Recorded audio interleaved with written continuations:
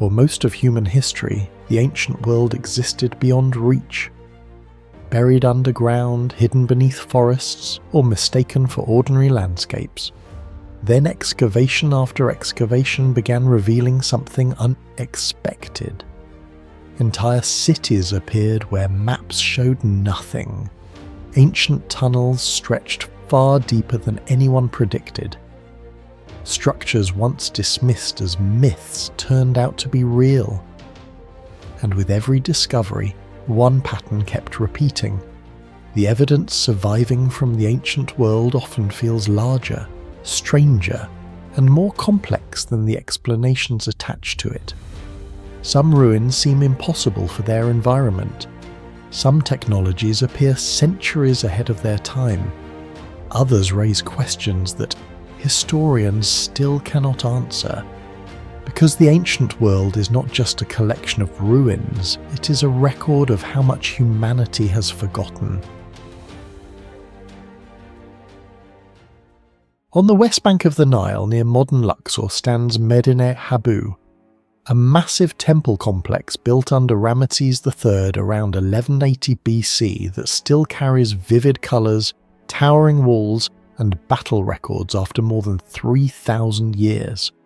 In many places, the paint looks younger than medieval art. The walls still stand despite earthquakes, floods, salt erosion, and extreme desert heat. And some engineers believe parts of its construction techniques were centuries ahead of their time. The site was first systematically documented by early European explorers in the 19th century, but large-scale excavations accelerated during the Oriental Institute expeditions from the University of Chicago beginning in the 1920s. Archaeologists uncovered military reliefs, hidden chambers, collapsed mud brick fortifications, and some of the best-preserved painted surfaces in ancient Egypt. What shocked researchers most was not just the scale of the complex, but how unusually well many of its materials survived. The greatest mystery of Medinet Habu may not be its stone architecture, but its colour. Many of the temple's reds, blues, yellows and blacks remain visible today despite constant exposure to ultraviolet radiation, desert winds, thermal expansion and salt crystallization. In some sections, the pigment retention is dramatically better than sites several thousand years younger. Scientists analysing the walls discovered traces of hematite for red pigments, gypsum compounds for whites, carbon black, and most importantly, Egyptian blue, often considered the world's first synthetic pigment. Egyptian blue itself is already an engineering mystery. The pigment required heating silica, copper compounds, calcium and alkali at temperatures approaching 850 to 1000 degrees Celsius in carefully controlled conditions. That level of thermal precision would have required specialized kiln technology during the late Bronze Age. Yet at Medinet Habu, the pigment appears unusually stable compared to examples found elsewhere in Egypt. What confuses researchers even more is the binding system used beneath the paint layers. Many exposed pigments remain attached to sandstone surfaces that should have flaked apart centuries ago. Microscopic analysis suggests the ancient Egyptians may have mixed organic binders derived from plant gums, animal proteins or resins into mineral pigments, creating a chemically resilient surface capable of resisting humidity shifts and salt penetration. Modern conservation scientists compare the durability of these pigments to Roman fresco systems, but in some outdoor areas, Medinet Habu actually preserved colour better than later Roman or Byzantine murals. That should not happen under normal environmental conditions. Temperature cycling in Luxor can exceed a 35 degrees Celsius difference between night and day. Over millennia, this constant expansion and contraction normally destroys surface coatings. Yet parts of Medinet Habu still preserve sharp colour boundaries and detailed gradients in carved reliefs. Some researchers believe the temple builders may have intentionally prepared stone surfaces with smoothing compounds or mineral sealants before painting. The mystery becomes even more striking when compared with nearby Valley of the Kings tombs. Although tomb interiors were protected from sunlight and weather, several outdoor reliefs at Medinet Habu retained stronger pigments than sealed burial chambers elsewhere. That suggests the survival was not simply environmental luck. It may reflect an advanced understanding of mineral chemistry lost for centuries after the collapse of Bronze Age Egypt. Even modern restorers struggle to replicate the same combination of colour saturation, mineral stability, and surface adhesion using historically accurate methods. Unlike many Egyptian temples, Medinet Habu resembles a military fortress as much as a religious complex. The outer enclosure walls once reached enormous thicknesses, combining sandstone with massive mud brick defensive structures. The engineering problem was severe. The temple stood near the Nile floodplain, where unstable sediment layers normally increase structural failure risks. Yet much of the complex survived more than 3 millennia of earthquakes, flooding, groundwater shifts, and erosion. Some structural engineers believe the Egyptians unintentionally created an early form of seismic dampening. Layers of mud brick inserted between heavier stone sections may have absorbed vibrational energy during ground movement. Mud brick, despite appearing weak, can behave surprisingly well under lateral stress because it flexes slightly rather than cracking instantly like rigid stone. This principle resembles earthquake-resistant systems later seen at Machu Picchu, where stone blocks shift slightly during seismic activity instead of collapsing. Though separated by oceans and thousands of years, both civilizations may have discovered similar survival principles through experimentation. The walls also show evidence of carefully controlled load distribution.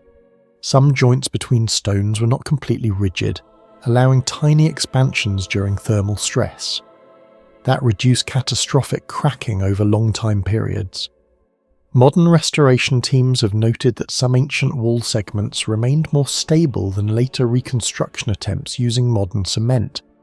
The relief carvings at Medinet Habu cover enormous surfaces with astonishing consistency. Battle scenes, hieroglyphs, ritual processions, and military records extend across walls with remarkable depth control and symmetry. Archaeologists estimate that producing such large quantities of detailed carving using ordinary bronze chisels would have required massive labour forces working continuously for decades. Yet many lines remain extraordinarily sharp even under magnification. Ancient Egyptian craftsmen likely used quartz sand as an abrasive cutting material. Quartz ranks around 7 on the Mohs hardness scale, significantly harder than copper and bronze tools themselves. Combined with water and repetitive grinding, the sand effectively became the real cutting instrument. What remains mysterious is the efficiency. Some carvings maintain near identical depth across long surfaces, suggesting standardized techniques or measurement systems. Researchers have also found evidence that grids and proportional guides were applied before carving, allowing teams to reproduce highly accurate imagery across large areas. Compared to reliefs at Karnak Temple Complex, parts of Medinet Habu appear unusually crisp despite centuries of exposure. Wind-driven desert sand normally erodes sandstone rapidly, yet some carved recesses preserved edges with surprising clarity. Several acoustics researchers have suggested that parts of Medinet Habu unintentionally, or intentionally, amplified ritual sound. Voices spoken inside certain halls carry farther than expected, while narrow corridors create focused echoes and resonance effects. The arrangement of stone columns, enclosed courtyards, and high walls may have manipulated sound propagation in ways ancient worshippers interpreted as supernatural. The phenomenon resembles acoustic effects later observed at Temple of Kukulkan, where echoes mimic bird calls, or the near-perfect speech clarity of the Greek theatre at Epidaurus. Whether Egyptian architects scientifically understood acoustic reflection remains unknown, but repeated architectural patterns across ancient ceremonial sites suggest civilizations may have learned through experimentation how geometry alters human perception.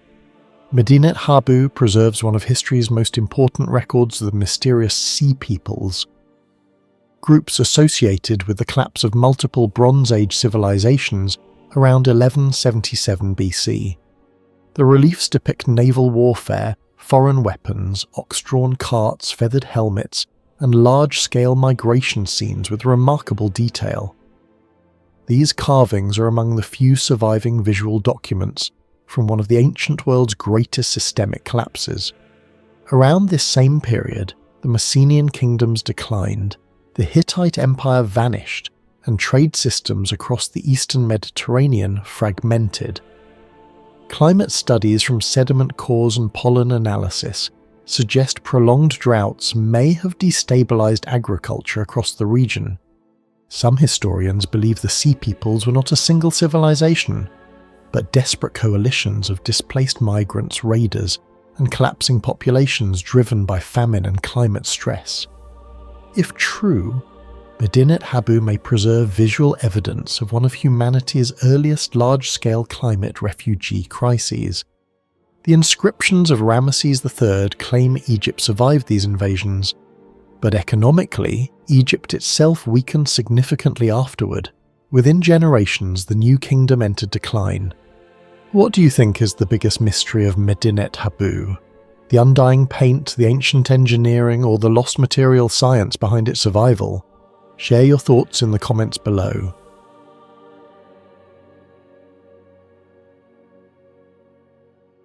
The shores of Lake Pátzcuaro in western Tzintzuntzan are home to the strange curved pyramids of Yakarta's Tzintzuntzan, monuments built by the Purépecha civilization. The only major empire in ancient Mesoamerica the Aztecs could never fully conquer. Unlike the square pyramids of the Maya or Aztec worlds, these structures combine rectangular platforms with massive semicircular backs, creating a shape archaeologists still struggle to explain. Even stranger, many of their engineering methods appear centuries ahead of neighbouring civilizations. Spanish chroniclers first described Tzintzuntzan in the 16th century after the arrival of conquistadors in western Mexico. Large-scale archaeological excavations began during the late 19th and early 20th centuries, revealing 5 enormous Yakartas sitting atop a terrace platform over 425 metres long. Excavators uncovered stone roads, drainage systems, ritual plazas, metal artifacts, and evidence that this city may once have controlled an empire of more than 75,000 square kilometres. What shocked archaeologists most was how different Purépecha engineering looked compared to the rest of Mesoamerica. The Yakartas immediately break one of the unwritten rules of ancient American architecture. Nearly every major pyramid complex in Mesoamerica, from Chichen Itza to Templo Maya, relies on rigid square geometry. Tzintzuntzan does not. Each Yakarta combines a rectangular base with a giant semicircular rear structure. Some researchers believe the shape symbolized cosmological duality or represented sacred wind patterns moving across Lake Pátzcuaro. Others suspect the answer may be structural rather than symbolic. Modern earthquake engineering shows that curved forms distribute seismic stress more evenly than sharp-angled masonry. Domes, arches, and circular walls often resist cracking better, because force travels along curves instead of concentrating at corners. Michoacán lies near one of Mexico's most active tectonic regions, where earthquakes have repeatedly damaged colonial-era buildings. Yet portions of the curved Yakarta foundations survived for centuries with remarkable stability. No surviving Purépecha texts explain why this design was chosen, but the possibility that these shapes served both ritual and anti-seismic functions continues to fascinate engineers today. The pyramids themselves are only part of the mystery. Beneath them lies an enormous engineered terrace carved directly into a mountainside overlooking the lake.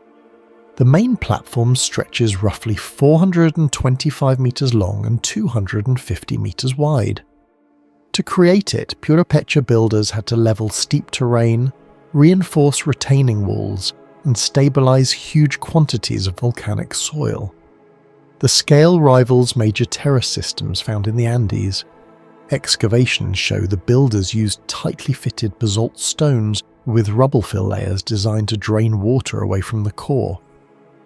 This detail may explain why the platform resisted collapse during centuries of seasonal rain. Water pressure is one of the greatest threats to ancient masonry structures. When drainage fails, walls bulge outward and foundations crack. At Tzintzuntzan, however, archaeologists discovered channels beneath portions of the platform that redirected runoff away from critical areas. Some channels maintain carefully calculated slopes similar to gravity-fed hydraulic systems used in later Roman engineering. Compared to many Maya cities that struggled with erosion during periods of climate instability, the Purepecha platform appears unusually adapted to long-term environmental stress.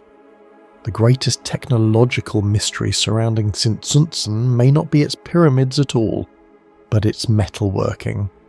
While much of Mesoamerica remained dominated by obsidian tools, the Purepecha developed one of the most sophisticated metallurgical traditions in the Americas before European contact. Archaeologists uncovered copper bells, axes, fish hooks, needles, tweezers, ornamental discs, and bronze alloy objects across the Purepecha state. This was extraordinary for its time. Many neighbouring civilizations treated metal mainly as decoration. The Purepecha, however, appear to have experimented with functional metallurgy on a much larger scale. Chemical analyses of surviving artifacts reveal the controlled use of copper alloys containing arsenic, tin, and other elements. Some bronze compositions show surprisingly consistent ratios, suggesting repeated temperature management during smelting. That creates a major historical puzzle. Copper melts at around 1085 degrees Celsius. Producing bronze reliably requires even greater thermal control and oxygen regulation inside furnaces. Yet the Purepecha had no iron tools, no blast furnaces, and no written technical manuals that survived conquest. Researchers still debate how they achieved such consistency. Some archaeologists believe Purepecha metallurgical knowledge developed independently through centuries of experimentation with western Mexico's mineral-rich volcanic regions. Others propose technological diffusion through Pacific coastal trade networks, reaching as far south as Ecuador or Peru, where advanced copper metallurgy also flourished. The similarities are difficult to ignore. In the Andes, civilizations such as the Chimu and Inca mastered alloy production centuries before Europeans arrived. At sites like Sacsayhuaman, metal tools and architectural precision advanced together. Western Mexico shows traces of comparable experimentation appearing along Pacific trade corridors. Even more mysterious is the scale of Purepecha production. Spanish records describe specialized craftsmen working under state supervision, implying centralized industrial organization rather than isolated village workshops. Some historians believe the Purepecha military advantage against the Aztecs may partially have come from superior metal weapon production and resource control. Yet after the Spanish conquest, much of this knowledge vanished within only a few generations. Unlike Europe or Asia, where metallurgical traditions continued evolving continuously, Purepecha techniques were fragmented by colonial disruption, forced labour systems, epidemics, and the collapse of indigenous institutions. Today, archaeologists possess the artifact, but not the full manufacturing process behind them. Another unexplained feature of Tzintzuntzan is the precision of its masonry. Many retaining walls use polygonal basalt blocks fitted together without thick mortar layers.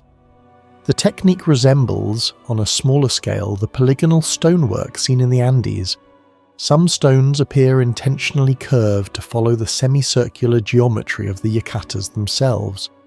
This required advanced spatial planning. Without modern surveying instruments, builders somehow maintained symmetrical curvature across structures weighing thousands of tons. Archaeologists still debate how Purepecha engineers measured these arcs so consistently. Unlike softer limestone used by many Maya cities, Basalt is extremely difficult to shape. On the Mohs hardness scale, basalt often ranks around 6, meaning repeated grinding and hammering would have been necessary using even harder volcanic stones. The labour investment must have been enormous. Beneath the ceremonial architecture, archaeologists uncovered another overlooked achievement: water management. Lake Pátzcuaro's surrounding climate alternates between heavy rainy seasons and long dry periods. Poor drainage could have destabilised the entire ceremonial centre. Instead, excavations revealed channels, runoff pathways, and carefully layered fill materials beneath portions of the city. Some engineers comparing ancient hydraulic systems note that Tzintzuntzan's drainage philosophy resembles later hillside fortifications in other parts of the world. Keep water moving, prevent pressure build-up, and separate surface runoff from structural foundations. This may explain why portions of the terra survived despite centuries of storms and seismic activity. Do you think the Purapeshar lost their technology naturally over time? Or was an entire system of ancient knowledge erased before history could preserve it? Share your thoughts in the comments below.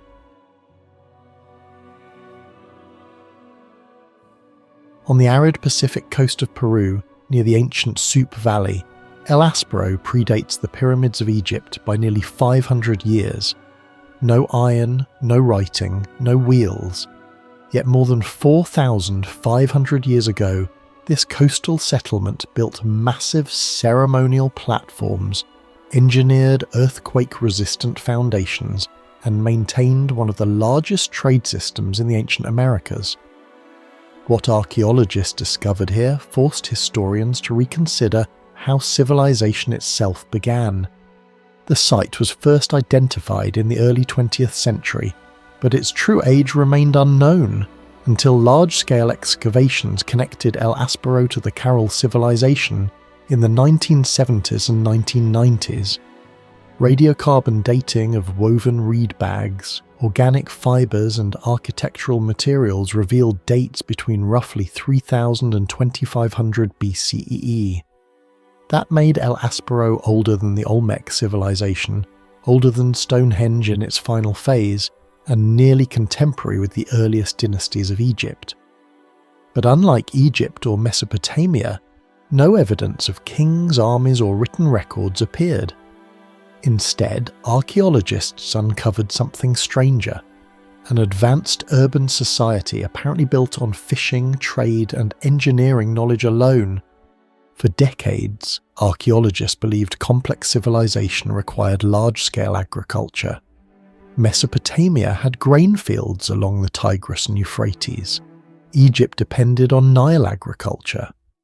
The Indus Valley flourished through irrigation systems. Yet El Aspero stood on a dry coastline where rainfall was almost non-existent. Excavations revealed enormous quantities of anchovy bones, sardines, shellfish, fishing nets and marine tools. Researchers estimate the Pacific waters near Peru could produce one of the richest fisheries on Earth because of the Humboldt Current, which carries cold, nutrient-rich water along the coast. Instead of relying mainly on farming, El Aspero's economy may have been powered by marine protein. This completely changed older theories about civilization. The site demonstrated that urban complexity could emerge from maritime wealth, rather than agriculture alone. Some archaeologists compared the economic system to later Phoenician trade ports, despite El Aspero existing more than 2 millennia earlier. Even more mysterious was the labour organisation required to build monumental architecture without a centralised military state. Several platform mounds at El Aspero contain thousands of tons of stone and fill material. Organising that scale of labour without written administration remains one of the greatest puzzles surrounding the Caral civilization. Peru lies within one of the most seismically active regions on Earth. Modern earthquakes in the region regularly exceed magnitude 7.0. Yet portions of El Aspero survived for more than 4 millennia. Archaeologists discovered that builders placed woven reed bags filled with stones beneath major structures. These bags, known as sheetkras, acted like primitive shock absorbers. During seismic activity, the loose stones inside could shift independently, dispersing energy through the foundation instead of allowing rigid collapse. Modern engineers studying the system compared it to principles used in contemporary seismic base isolation. Japanese earthquake-resistant architecture and some modern bridge systems rely on similar concepts of controlled flexibility. The astonishing part is that El Aspero's builders developed this technique nearly 4,500 years ago without advanced mathematics or metal tools.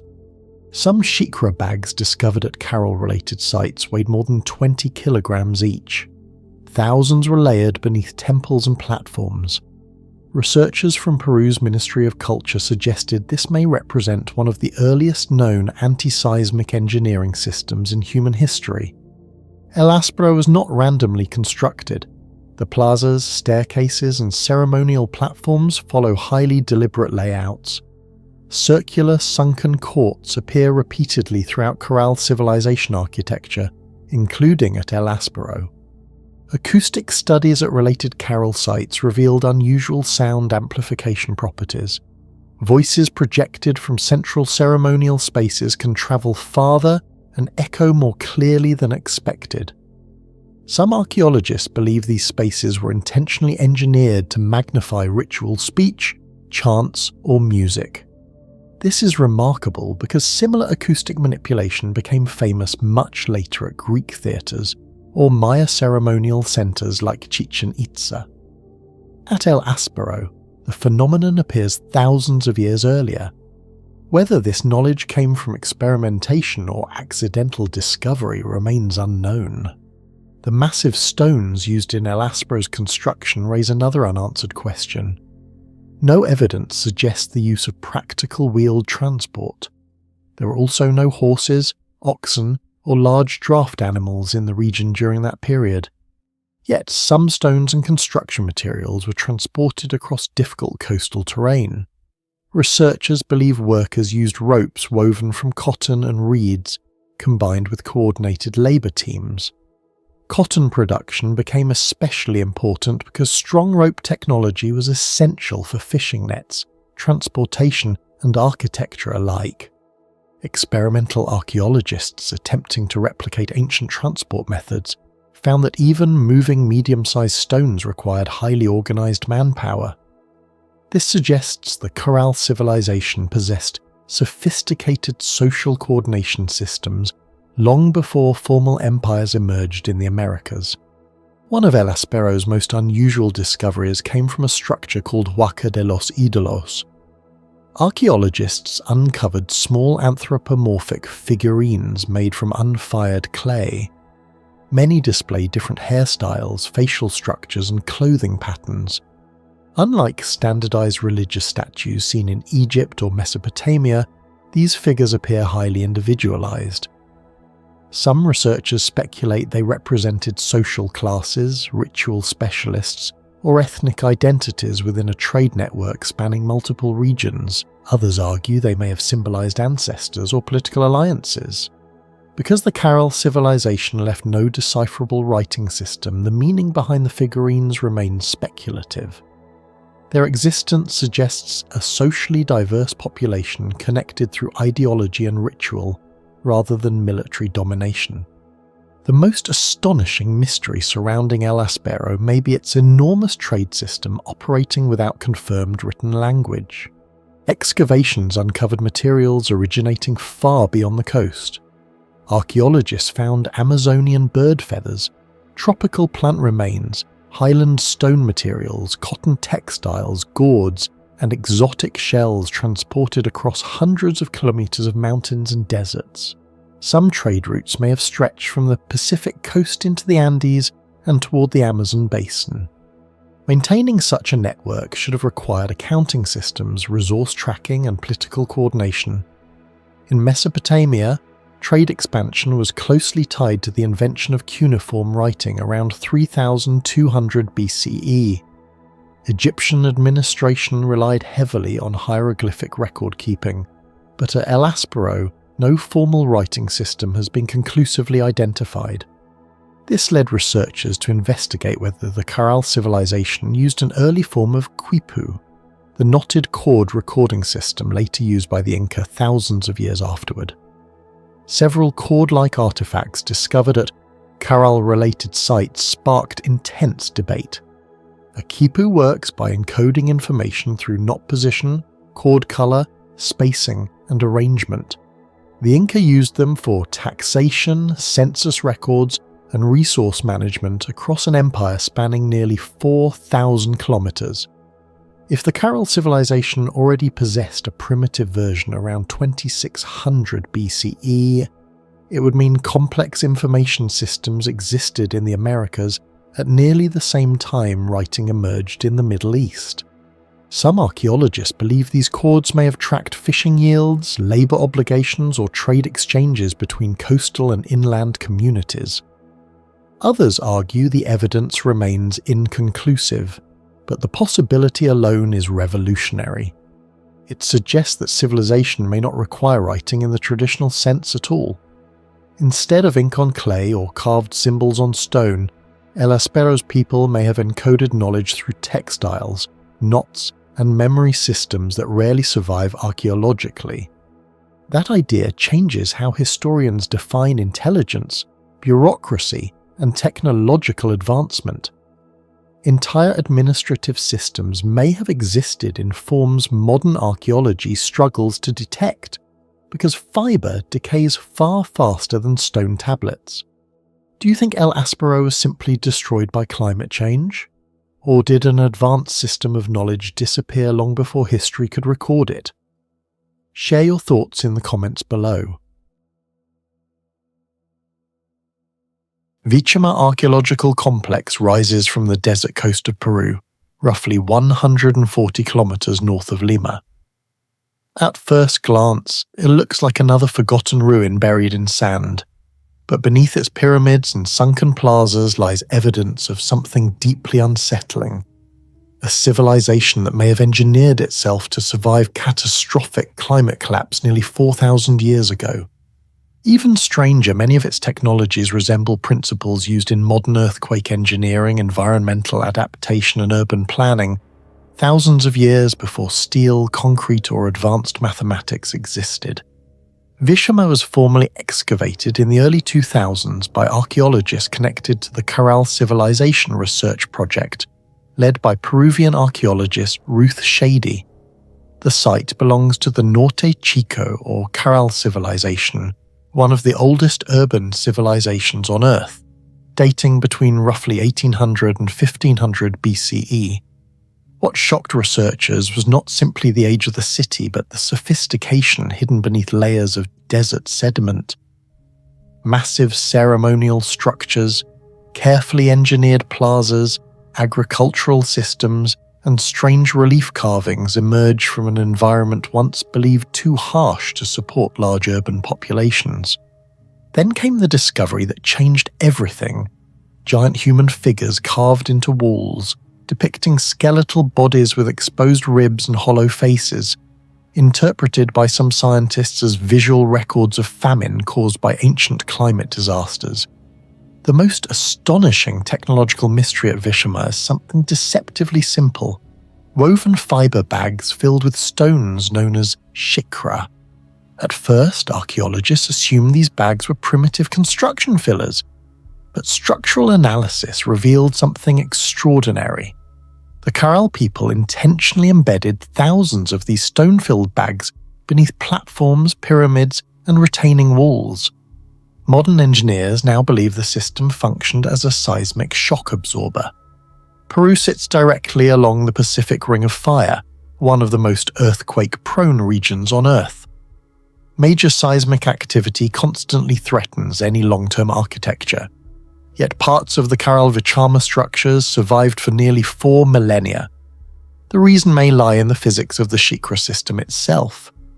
During earthquakes, rigid stone foundations typically transfer energy upward, causing catastrophic cracking. But flexible layers beneath a structure can disperse seismic waves before they reach the upper walls. That is exactly how many modern base isolation systems work today. Japan's modern earthquake-resistant skyscrapers use layered dampening systems that separate ground movement from the building above. In California, flexible structural interfaces reduce resonance during seismic events. Astonishingly, the Shikra technology appears to follow a similar principle, except it was created nearly 3,500 years earlier using only woven plant fibers and stones. Excavations have uncovered thousands of Shikra bags compacted into foundation layers. Some were strategically placed in areas most vulnerable to stress distribution, suggesting the builders understood structural weakness patterns in ways archaeologists still struggle to explain. Even more mysterious is the durability of the material itself. Plant fibers should decay rapidly over centuries, especially under compression. Yet many Shikra components remained partially intact due to the hyper-arid coastal climate. Researchers studying the site found that the combination of dryness, mineral-rich soil and pressure created a surprisingly stable preservation environment. Some engineers argue the Caral people may not have understood seismic physics scientifically, but through generations of observation, they developed a highly effective empirical engineering system. Others believe the precision is too advanced to dismiss as trial and error alone. The deeper researchers study Vichama, the more it begins to resemble an ancient laboratory for survival engineering. One of the most disturbing mysteries at Vichama involves the relief carvings discovered on ceremonial walls. Several figures appear emaciated with visible ribs and distorted skulls. Some scenes include fish skeletons, barren plants, and severed heads. Archaeologists believe these images may document environmental catastrophe rather than mythology. Sediment evidence across coastal Peru suggests that around 3,800 years ago, massive climate instability struck the region.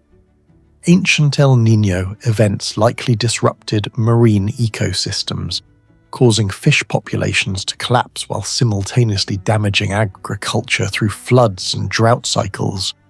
For a civilization heavily dependent on both fishing and farming, this would have been devastating. Yet instead of disappearing immediately, the people of Vichama adapted. Archaeological evidence suggests they rapidly shifted portions of their economy from marine dependence toward inland agriculture and irrigation. That transition is almost impossible to overstate technologically. Modern societies require massive infrastructure to survive climate disruption. But the people of Vichama reorganized food systems, labor, and urban planning without metal tools, written records, or wheeled transport. Some researchers now consider Vichama one of the oldest known examples of climate-resilient urbanism in human history. Unlike many ancient settlements that evolve chaotically over centuries, Vichama appears deliberately planned. The city contains organized ceremonial zones, elevated platforms, residential sectors, controlled access routes, and carefully aligned public spaces. Certain structures appear positioned to maximize airflow from the Pacific coast, naturally cooling interior areas in Peru's dry desert climate. This resembles passive cooling architecture used today in sustainable urban design. Some sunken plazas also exhibit unusual acoustic behavior. Sound waves can amplify dramatically within specific points of the structures despite the open-air design. Similar acoustic manipulation has been documented at Chavindahuanta in Peru and certain Maya ceremonial complexes in Mesoamerica.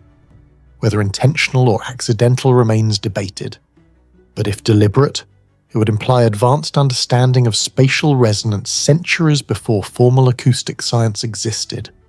Vichama should not have been able to support a large population. The surrounding region receives extremely low annual rainfall, sometimes less than 20 millimeters per year. Yet archaeological evidence shows sustained food production, trade networks, and large-scale labor organization. The civilization solved this problem through a hybrid economy combining maritime protein sources with controlled agriculture. Cotton, squash, beans and other crops were cultivated using seasonal water management systems, likely connected to nearby river valleys. Cotton itself may have been one of the keys to their survival. Fishing nets made from cotton dramatically increased marine harvesting efficiency, creating a feedback loop between agriculture and fishing technology. In essence, farming supported fishing, and fishing supported urban growth. This level of economic integration is astonishingly advanced for such an early civilization. Comparable large-scale urban complexity would not emerge in many other parts of the world until centuries later. The carved reliefs at Vichama survived thousands of years despite intense salt exposure from Pacific coastal air. Researchers believe ancient builders may have used mineral-based surface treatments or highly compressed clay mixtures resistant to erosion. Some walls display unusual preservation patterns where outer layers hardened almost like primitive cement. This raises uncomfortable questions. How much did these civilizations understand about material chemistry? Ancient cultures across the world developed mysterious long-lasting compounds. Roman concrete that self-heals through lime clasts, Persian sarouge waterproof mortar, and Maya lime plasters capable of resisting tropical decay. Vichama may represent another forgotten branch of ancient experimental engineering adapted specifically for coastal desert survival. The Caral Vichama civilization emerged around the same time as ancient Egypt and Mesopotamia, yet it left behind almost no written records or clear historical accounts. Then, over time, it vanished. There is little evidence of major warfare or conquest. Instead, the evidence suggests that prolonged climate change may have destroyed agriculture, green resources, and trade networks, forcing people to abandon Vichama. If true, the site is more than an ancient ruin. It is a warning that even a civilization with remarkable earthquake-resistant engineering and environmental adaptation could not fully escape climate collapse. Do you think Vichama was destroyed by climate collapse alone? Or is there still a hidden part of the story we haven't uncovered yet? Share your thoughts in the comments below. Guiengola lies in the mountains of Oaxaca, Mexico, where the ruins of a forgotten Zapotec fortress city reveal military planning so advanced that some archaeologists compare parts of its defensive design to medieval strongholds built centuries later. Spread across more than 360 hectares of rugged terrain, Guiengola was not simply a city, it was a machine for survival, war, and control. Built on a mountain where every path, wall, and terrace appears calculated with terrifying precision. The site was first described in colonial-era Spanish records after the Aztec Empire reportedly failed to conquer it in the late 15th century. Modern archaeological surveys later revealed massive defensive walls, temples, plazas, reservoirs, and hidden residential districts scattered across the mountain. But the true scale of Guiengola remained unclear until LiDAR scanning technology exposed an enormous network of structures buried beneath vegetation and stone. What shocked researchers most was not the size of the city, but the sophistication of its engineering.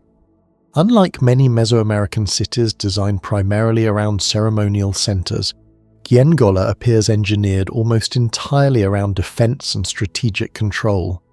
The city sits atop a naturally fortified plateau surrounded by steep cliffs and narrow access corridors. Any invading army would have been forced into bottlenecks where defenders could attack from above. Archaeologists discovered that many walls were not built in straight lines. Instead, they curve with the terrain, maximizing visibility while reducing vulnerable blind spots. This resembles defensive principles later used in medieval European hill fortresses and even modern military outposts designed around terrain advantage. Some defensive walls at Guiengola stretch hundreds of meters long and several meters thick. Yet unlike massive fortifications such as the Great Wall of China, Guiengola relied less on sheer scale and more on intelligent positioning. Researchers believe the Zapotec builders understood line-of-sight warfare surprisingly well. certain elevated positions create overlapping observation zones that allowed defenders to monitor nearly every approach to the city.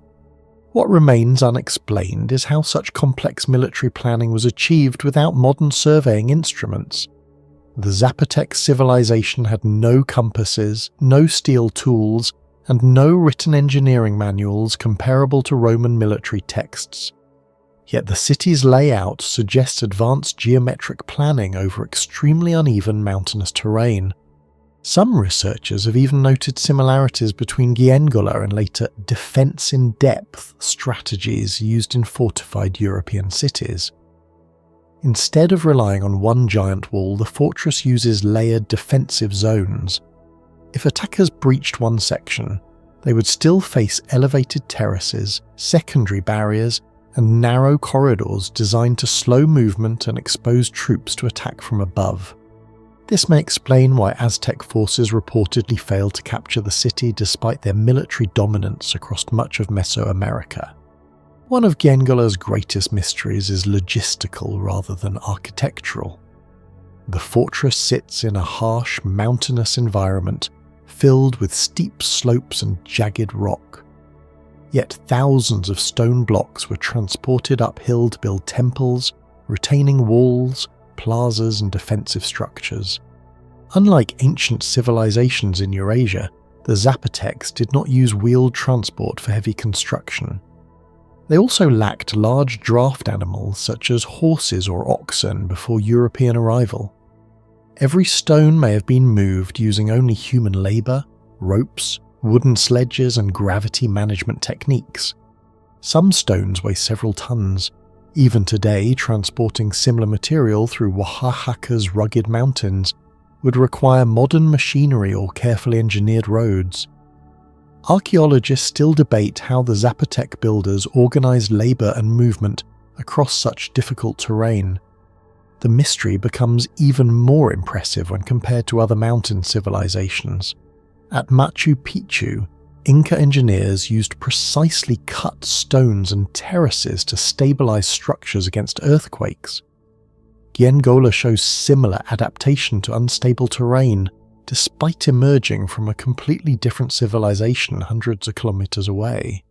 Several foundations at Guiengola remain remarkably stable despite centuries of seismic activity. Oaxaca lies within one of Mexico's most tectonically active regions, frequently affected by earthquakes generated by the interaction between the Cocos and North American tectonic plates. Yet many retaining walls and terraces still survive. This suggests the Zapotec builders may have understood practical earthquake resistance. Some structures appear slightly flexible rather than rigid, allowing them to absorb small ground movements without catastrophic collapse.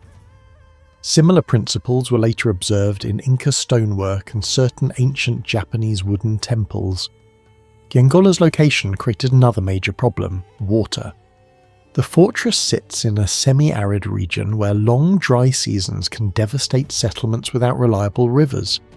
Yet evidence suggests Guiengola supported a large population and could survive prolonged military sieges.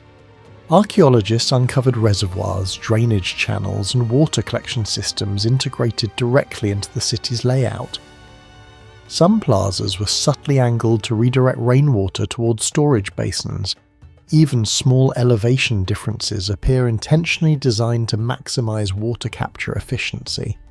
Researchers estimate that seasonal rainfall harvesting may have provided enough stored water to sustain thousands of inhabitants during dry months. This required not only engineering skill, but long-term environmental observation. Some reservoir surfaces were coated with water-resistant materials whose exact composition remains uncertain. Similar waterproofing technologies appeared in ancient Persian desert systems, using sarouge mortar, and in Roman hydraulic concrete structures. Yet the Zapotec version evolved independently in Mesoamerica. The existence of such systems suggests Guiengola was designed not simply as a city, but as a fortress capable of surviving isolation. For centuries, much of Guiengola remained hidden beneath vegetation and collapsed stone. explorers only saw fragments of walls and temples scattered across the mountainside.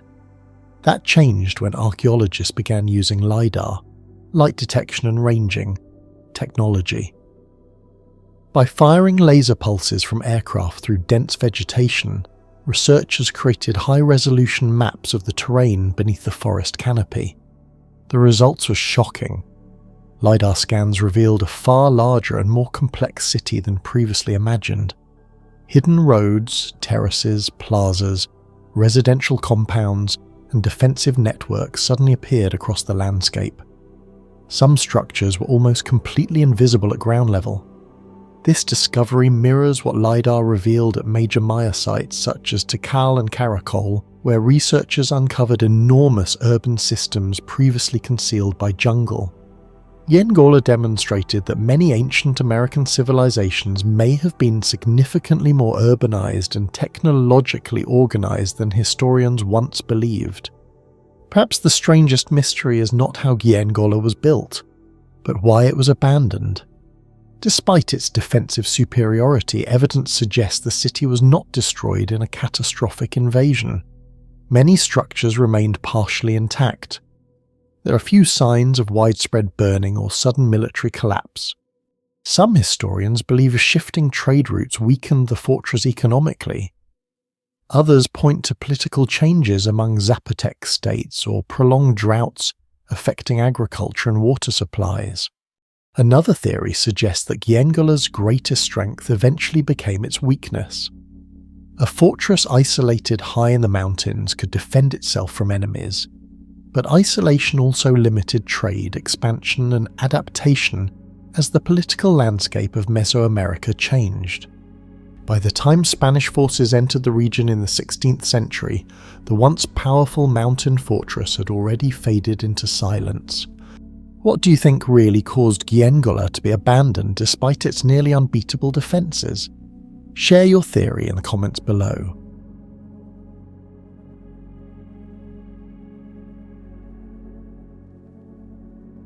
Southern Egypt holds one of the strangest structures ever built beside the Nile. About 45 kilometers north of Aswan, Temple of Kom Ombo rises from the desert like a medical archive carved in stone. Built mainly during the Ptolemaic period between 180 and 47 BCE, the temple contains something almost no other ancient Egyptian site possesses in such detail. Engraved surgical instruments, anatomical scenes, healing rituals and architectural systems that some researchers believe may point to one of the ancient world's earliest hospital-like complexes. For over 2,000 years, floods, earthquakes, salt erosion and extreme desert heat should have erased these carvings, yet many remain astonishingly sharp. The deeper archaeologists studied Kom Ombo, the stranger the site became. European explorers documented Kom Ombo extensively during the late 18th and early 19th centuries after Napoleon's expedition into Egypt. At the time, much of the structure was buried beneath Nile sediment and local settlements. Excavations later revealed crocodile catacombs, underground chambers, medical carvings, astronomical alignments, and one of the most unusual symmetrical temple designs in Egyptian history. What initially appeared to be a standard religious structure slowly transformed into one of archaeology's greatest engineering and scientific mysteries. The most controversial feature of Kom Ombo is a wall often called the medical panel. Carved into the sandstone are detailed depictions of scalpels, forceps, bone saws, surgical hooks, medicine containers, and instruments resembling speculums and clamps. Some tools look remarkably similar to instruments later used in Greco-Roman surgery more than a century afterward. Many Egyptologists argue these are purely symbolic ritual objects connected to healing gods, but others believe the carvings may preserve genuine medical knowledge developed through centuries of observation along the Nile civilization. The Edwin Smith Papyrus, one of the oldest known medical texts on Earth, dating to around 1600 BCE but likely copied from older sources, already described treatments for fractures, wounds and cranial injuries with surprising rationality.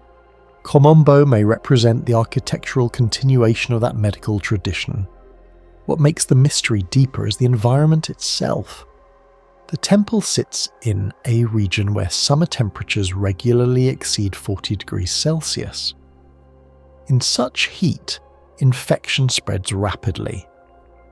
Yet Kom Ombo's layout contains features that appear unusually optimized for airflow and cooling. Narrow corridors create pressure differences that channel wind through the structure. Certain chambers remain noticeably cooler than outside temperatures even today. Researchers have identified channels cut into sections of the stone flooring that may have directed water through parts of the complex. Some believe these systems helped regulate humidity and reduce insects near ritual or treatment areas. If true, Kom Ombo may have incorporated primitive environmental sanitation techniques over 2,000 years before modern hospital ventilation systems emerged. Comparisons are often made to Roman bath engineering or the later medical compounds of the Islamic Golden Age, but Kom Ombo predates many of those developments. Even stranger nearby discoveries of crocodile mummies revealed evidence of surprisingly advanced biological handling. CT scans of some specimens showed careful internal treatment and preservation methods optimized against decomposition. The chemical mixtures used in mummification, including natron salts, oils and resins, demonstrate practical knowledge of antibacterial preservation long before microorganisms were understood scientifically. Some researchers now speculate that Egyptian embalmers unintentionally developed early empirical chemistry through centuries of experimentation with decomposition and preservation. If that idea is correct, Kom Ombo may not simply have been a temple. It may have functioned as a centre where medicine, biology, chemistry and religion merged into a single system of ancient scientific practice. Unlike most Egyptian temples, Kom Ombo was designed as a nearly perfect double structure. One half honoured Sobek, the crocodile god associated with fertility in the Nile. The other honoured Horus, the elder. 2 entrances, 2 sanctuaries, 2 parallel ceremonial systems. The level of symmetry is extraordinary considering the engineering limitations of the time. Modern laser surveys show that major axes of the temple maintain alignment precision within extremely small margins, despite more than 2 millennia of earthquakes, shifting sediments, and erosion from the Nile. Maintaining such balance on soft riverbank foundations should have been incredibly difficult. Ancient builders likely used rope grids, stellar observations, and geometric measurements based on shadow tracking. But reproducing this degree of structural harmony without modern instruments remains difficult even for contemporary reconstruction teams. Some engineers compare Kom Ombo's precision to portions of Karnak Temple Complex or Temple of Edfu, yet Kom Ombo remains unique because nearly the entire complex operates as a mirrored architectural organism. The design almost feels less like symbolic art and more like controlled engineering. Kom Ombo exists in one of the worst possible environments for sandstone preservation. Daily temperature swings create expansion fractures. Nile moisture carries dissolved salts into the stone pores. As water evaporates, salt crystals expand internally and slowly destroy the rock. Modern conservation experts call this one of the most aggressive erosion processes affecting ancient monuments. Yet many carvings at Kom Ombo remain surprisingly sharp. Geological studies found unusually hardened outer layers on some blocks, containing elevated silica concentrations and mineral crystallization patterns that may have slowed weathering. Some researchers suspect the builders used mineral-rich surface treatments or protective coatings now mostly lost to history. This theory gained attention because similar preservation anomalies appear at Dendera Temple Complex and parts of Abu Simbel temples. No one fully understands how these surfaces survived so effectively for over 2,000 years under repeated thermal stress. Even modern concrete structures near water often deteriorate severely within decades. Kom Ombo's association with Sobek transformed the area into one of Egypt's largest crocodile cult centres. Hundreds of crocodile mummies were discovered in nearby chambers and catacombs, but the preservation quality shocked researchers. Some crocodiles appear to have been selectively raised under controlled conditions. Others show healed injuries, suggesting prolonged care before death. Certain specimens were wrapped using techniques optimized differently depending on body size and decomposition risk. Modern scans revealed surprisingly deliberate internal treatment methods. Ancient embalmers removed organs strategically to slow bacterial decay, then packed cavities with resins and natron mixtures possessing natural antimicrobial properties. From a biochemical perspective, Egyptian mummification accidentally exploited principles similar to dehydration preservation and salt-based bacterial suppression. The sheer scale of experimentation over centuries may have allowed Egyptian specialists to refine preservation chemistry through observation alone. In a strange way, Kom Ombo may preserve evidence of one of humanity's earliest long-term biological research traditions. Ancient Egypt survived because of the Nile flood cycle. A failed flood meant famine, an excessive flood meant catastrophe. At Kom Ombo, inscriptions and architectural alignments appear connected to seasonal monitoring systems tied to Sirius, solar positioning and flood timing. Some researchers believe portions of the temple acted as giant environmental instruments. Shadows cast through columns and corridors may have helped track seasonal changes with impressive accuracy. The heliacal rising of Sirius, which closely aligned with Nile flooding cycles for ancient Egyptians, became one of the most important astronomical markers in their civilization. Even a small prediction error could affect agriculture across entire regions. This places Kom Ombo in the same category as ancient observational complexes like Abu Simbel temples, where sunlight penetrates deep into the sanctuary on specific days of the year. The difference is that Kom Ombo combined astronomy, medicine, religion, hydrology and engineering inside one integrated structure. Do you think the engineers of Kom Ombo truly understood advanced structural science thousands of years ago?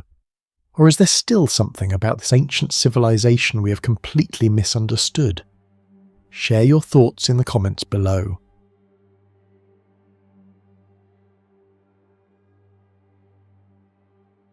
Far from the pyramids of Egypt, deep in the dry plains of central Sudan, Jebel Moya holds more than 3,000 ancient burials spread across nearly 10 square kilometers. No massive temples, no royal inscriptions, no famous empire attached to its name. Yet it became one of the largest prehistoric cemeteries ever discovered in Africa. A place so enormous and technologically organized that archaeologists still cannot fully explain how it functioned for centuries in one of the harshest climates on Earth. Jebel Moya was first excavated between 1911 and 1914 by British archaeologist Sir Henry Wellcome. At first, researchers believed the site was relatively minor, but as excavation trenches expanded, thousands of graves began appearing beneath the surface. More than 100,000 artifacts were eventually recovered, including pottery, beads, stone tools, iron objects, and ornaments made from imported materials. The scale shocked archaeologists. Unlike Egyptian royal tombs or Nubian pyramids, Jebel Moya appeared to belong to an enormous population without a clearly identifiable kingdom. Even today, the site remains difficult to classify. Some researchers date its major occupation between roughly 1000 BC and 500 AD, spanning periods when nearby civilizations such as Kush, Meroe and Roman Egypt were rising and falling. Yet Jebel Moya developed its own mysterious identity almost completely outside recorded history.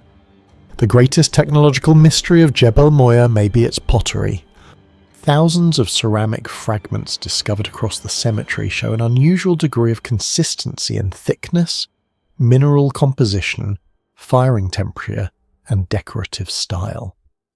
Scientific analysis suggests many vessels were fired at temperatures approaching 800 to 900 degrees Celsius, remarkably advanced for communities that supposedly lacked industrial kiln systems. The question is simple. How did they achieve such standardized production without centralized workshops? In most ancient civilizations, highly uniform ceramics usually indicate organized manufacturing systems. Roman amphorae, for example, were mass-produced using large kiln complexes. Egyptian pottery workshops near Thebes and Amarna left behind clear evidence of specialized industrial districts. But at Jebel Moya, archaeologists found no large-scale ceramic factories. Even more mysterious is the clay composition itself. Petrographic analysis shows some pottery contains mineral inclusions not naturally found near the site. This suggests either long-distance transport of raw materials or trade connections extending hundreds of kilometers across northeastern Africa. Some ceramics also display advanced surface treatment techniques that improve durability and reduced porosity. Certain vessels appear to have been burnished so precisely that they developed semi-reflective surfaces capable of resisting water absorption far better than ordinary handmade pottery. This level of control required more than artistic skill. It required knowledge of clay chemistry, oxygen control during firing, temperature stability, and material selection. Comparisons with other ancient cultures make the mystery even deeper. The Nok civilization in Nigeria produced sophisticated terracotta sculptures around the same period, but their production scale was far smaller. The Meroitic kingdom of Kush manufactured ceramics with recognizable elite workshops tied to urban centers. Jebel Moya, however, seems to have achieved large-scale standardization without evidence of cities, palaces, or industrial infrastructure. Some researchers now suspect the community operated through decentralized specialist networks, skilled families or clans passing down tightly controlled ceramic knowledge across generations. If true, this would represent an entirely different model of technological organization from the centralized systems seen in Egypt or Mesopotamia. The pottery may also reveal another hidden truth. Jebel Moya was likely not isolated. Certain decorative motifs resemble patterns found far south towards sub-Saharan trade routes, while other shapes resemble Nile Valley traditions. This suggests the cemetery existed at a crossroads connecting multiple cultures long before formal trans-African trade routes became historically documented.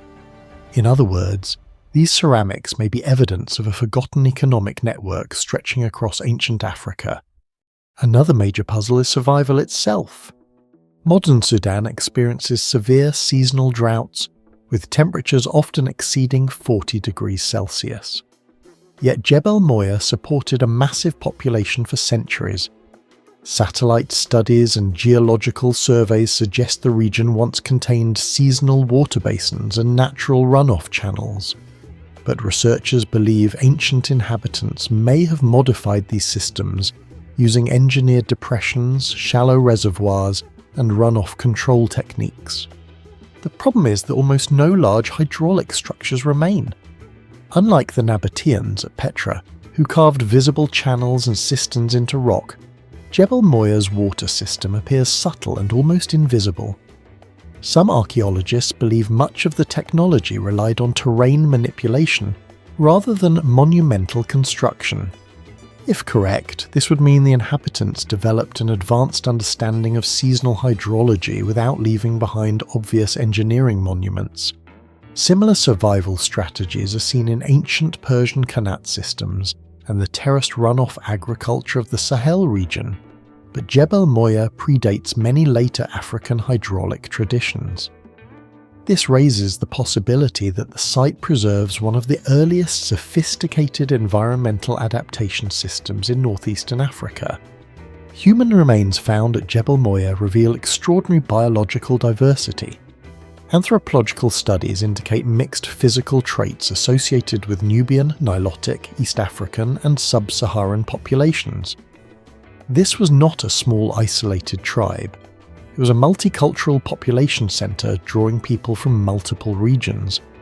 Some burials contain exotic beads, imported shells, and non-local stone materials. These objects imply extensive trade and mobility across hundreds of kilometers. But why would so many groups gather here? One theory suggests Jebel Moya functioned as a seasonal trade hub connecting the Nile Valley with deeper African regions. Another proposes it served as a migration crossroads tied to cattle pastoralism. Interestingly, skeletal analysis also suggests relatively stable nutrition compared to many neighbouring ancient populations. Certain remains show fewer signs of chronic malnutrition than populations from drought-prone Nubian regions during similar periods. This may indicate unusually effective food management systems, livestock organisation, or trade redistribution networks, all operating without a centralised empire. The graves themselves may contain astronomical clues. Several burial clusters appear oriented along repeating directional patterns rather than random placement. Some researchers suspect the alignments may correspond to solar cycles or seasonal celestial observations. For a society dependent on rainfall timing, astronomy would have been critical. Predicting seasonal change could determine migration patterns, grazing cycles, and water access.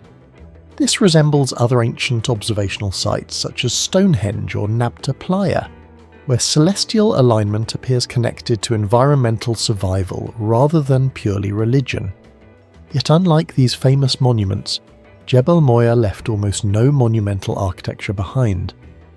Its knowledge system may have existed primarily through spatial organisation, oral tradition, and landscape memory instead of giant stone structures. That makes the site far harder to decode.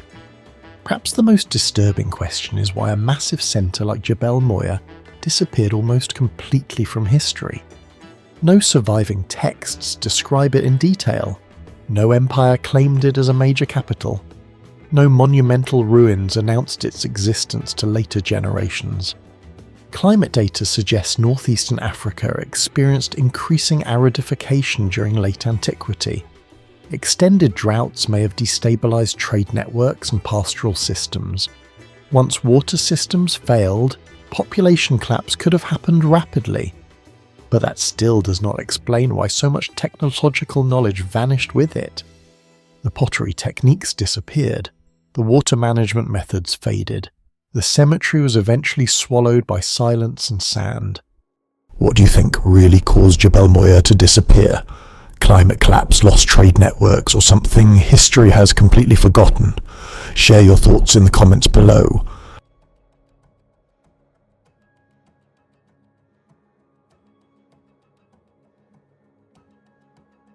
Westlake in Hangzhou is home to Tomb of Yuefei, a burial complex that has survived nearly 900 years of humidity, war, flooding, and destruction. But the greatest mystery is not the grave itself. It is the strange engineering hidden inside the site, especially the kneeling iron statues outside the tomb that continue resisting corrosion in one of the wettest climates in China. The tomb was originally established after the execution of Yuefei in 1142 CE during the Southern Song Dynasty. Over centuries, the complex was repeatedly destroyed and rebuilt by later dynasties, including the Ming and Qing.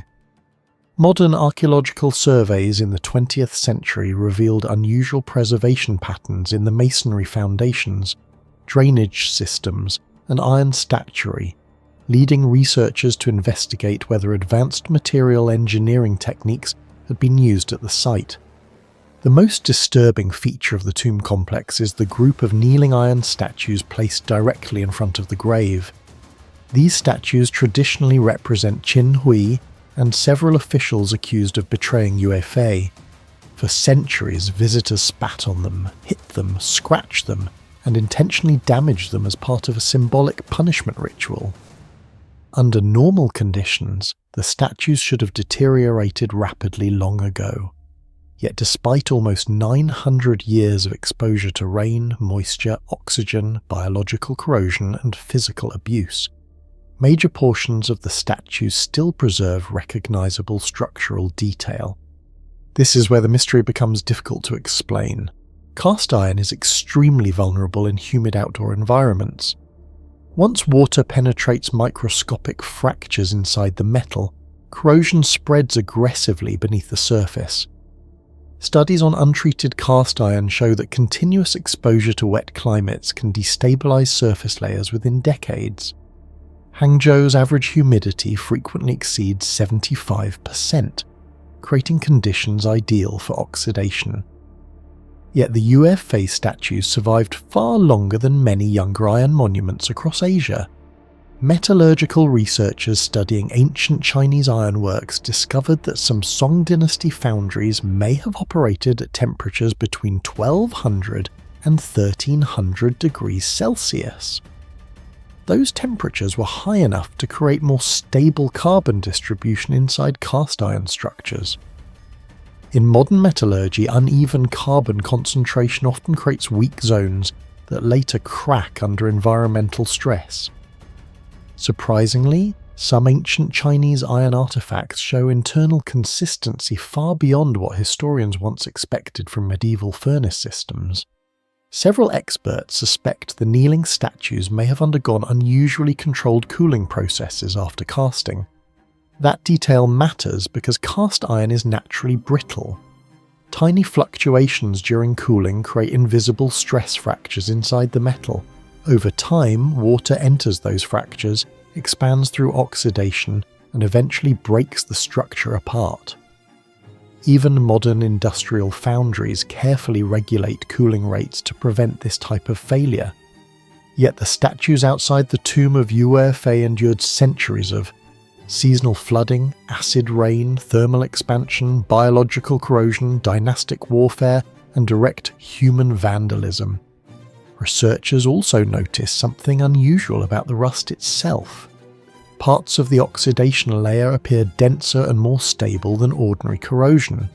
Instead of flaking rapidly, some surfaces developed compact mineral layers that may have slowed deeper deterioration.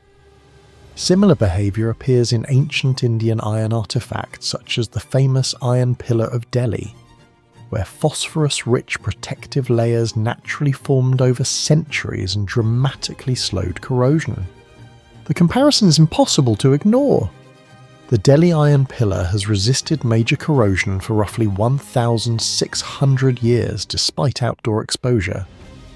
Scientists believe its survival resulted from a rare interaction between slag particles, phosphorus content, and environmental conditions that produced a protective passive film across the metal surface. Some historians now suspect ancient Chinese metallurgists may also have unintentionally, or intentionally produced alloys capable of generating semi-protective oxidation barriers under specific climates. What makes the UFA statues even stranger is the preservation of fine details. Facial contours, clothing folds, and posture lines remain partially visible despite nearly a millennium of exposure. Environmental degradation models suggest far heavier erosion should have occurred under Hangzhou's climate conditions. No surviving Southern Song document fully explains how the statues were manufactured, and that missing knowledge created one of the biggest unanswered questions surrounding the tomb. Did medieval Chinese metallurgists possess large-scale casting techniques far more advanced than modern historians once believed? Another major anomaly surrounding the tomb is its resistance to groundwater damage. Hangzhou's environment is extremely destructive to ancient masonry because of constant humidity, seasonal flooding, salt crystallization, and underground moisture movement. Many historical structures in southern China suffered severe foundation weakening once water penetrated their mortar systems. Yet sections of the tomb of UFA remained unusually stable. Archaeologists believe the builders may have used a sophisticated lime-based mortar mixed with sticky rice compounds, plant ash, silica-rich clay, and organic binding materials. Scientific analysis of ancient Chinese sticky rice mortar revealed compressive strength significantly higher than ordinary lime mortar. Researchers discovered that amylopectin molecules from glutinous rice interact with calcium carbonate crystals, producing denser microstructures that resist water penetration more effectively. Some laboratory tests showed sticky rice mortar performing similarly to early hydraulic cement systems in water resistance. That result is remarkable because the tomb exists in an environment where uncontrolled moisture should have caused catastrophic structural deterioration centuries ago. Engineers studying the site also observed that the drainage slopes and foundation elevation appear intentionally optimized to redirect groundwater pressure away from critical load-bearing areas. Even slight slope miscalculations can eventually destabilize foundations through subsidence and water accumulation. Modern engineers use hydrological simulations to model these problems. Ancient Song Dynasty builders achieved comparable long-term stability using only manual surveying methods.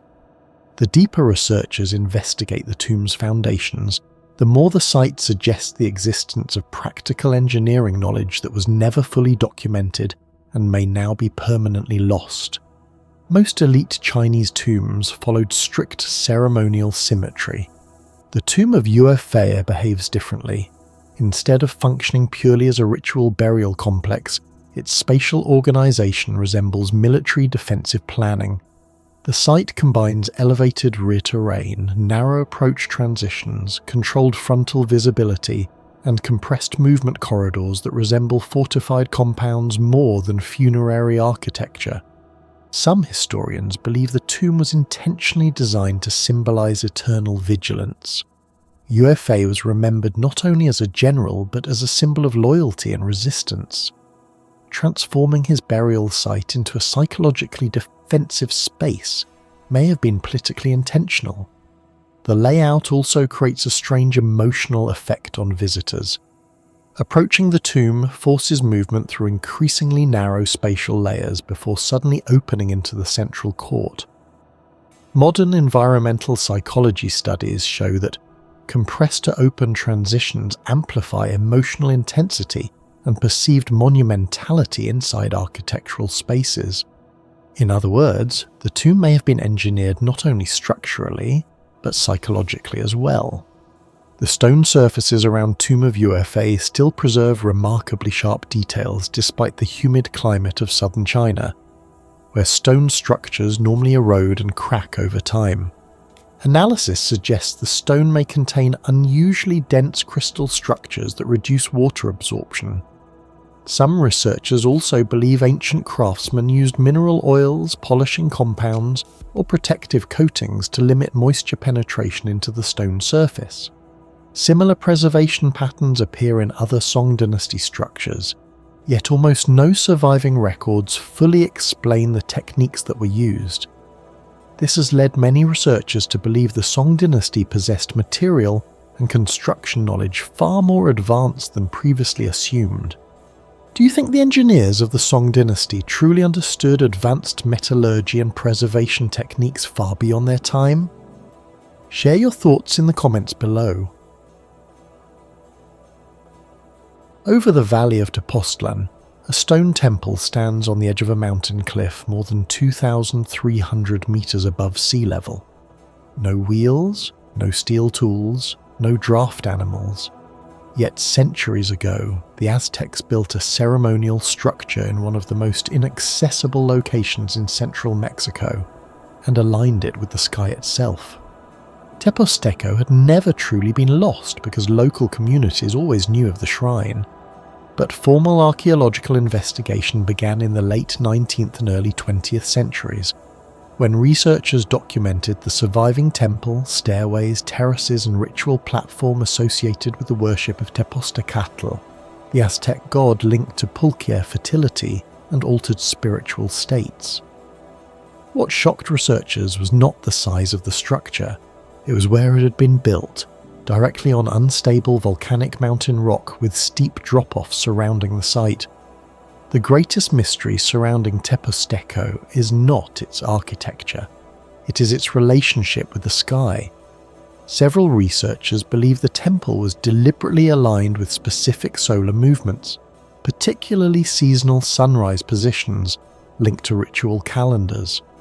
During certain times of the year, sunlight enters the structure at unusually precise angles, despite the extremely irregular mountain terrain surrounding it. That detail sounds simple until the geography is examined. Unlike flat ceremonial cities such as Teotihuacan, Tepoztlán sits inside a mountainous environment where the visible horizon is distorted by cliffs and volcanic ridges.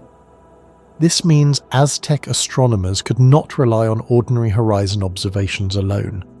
They had to compensate for changing elevation angles, shifting sunrise positions through the year, and visual obstruction caused by the surrounding peaks.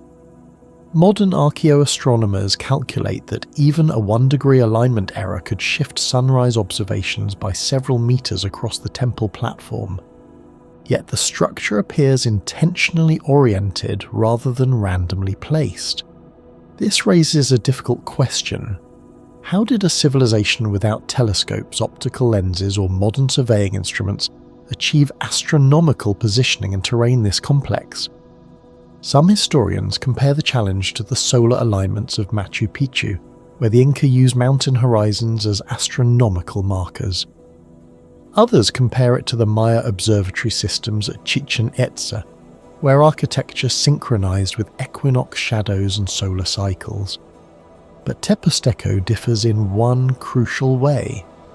The site was not constructed inside a massive urban center.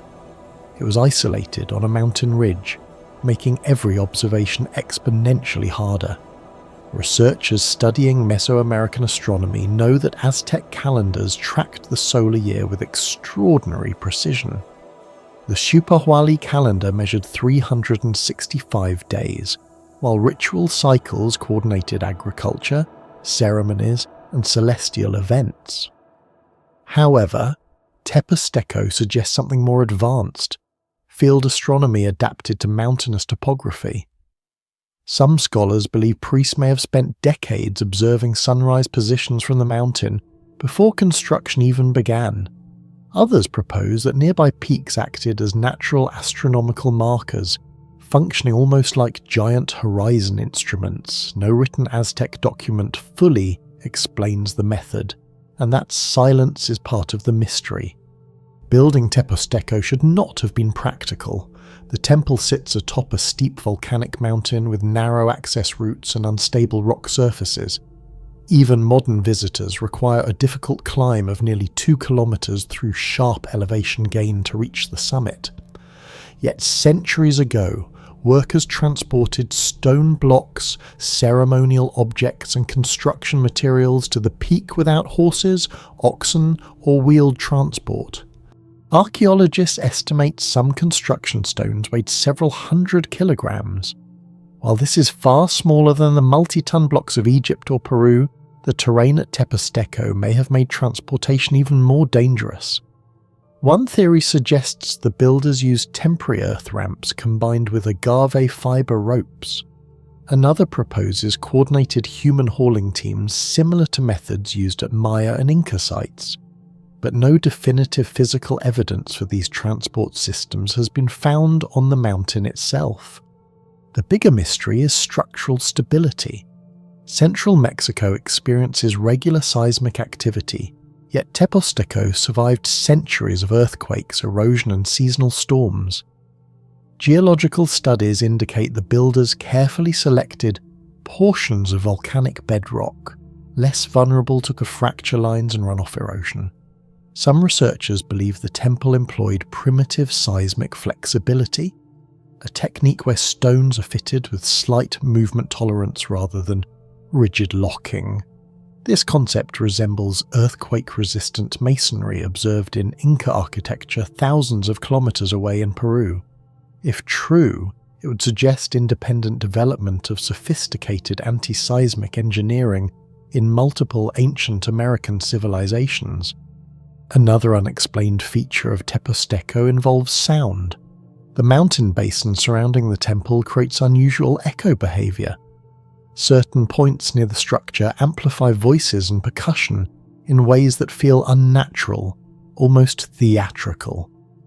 This matters because Mesoamerican ritual culture relied heavily on drums, chants, shell trumpets, and rhythmic resonance. Some acoustic researchers suggest the site may have been intentionally chosen for its natural sound amplification properties.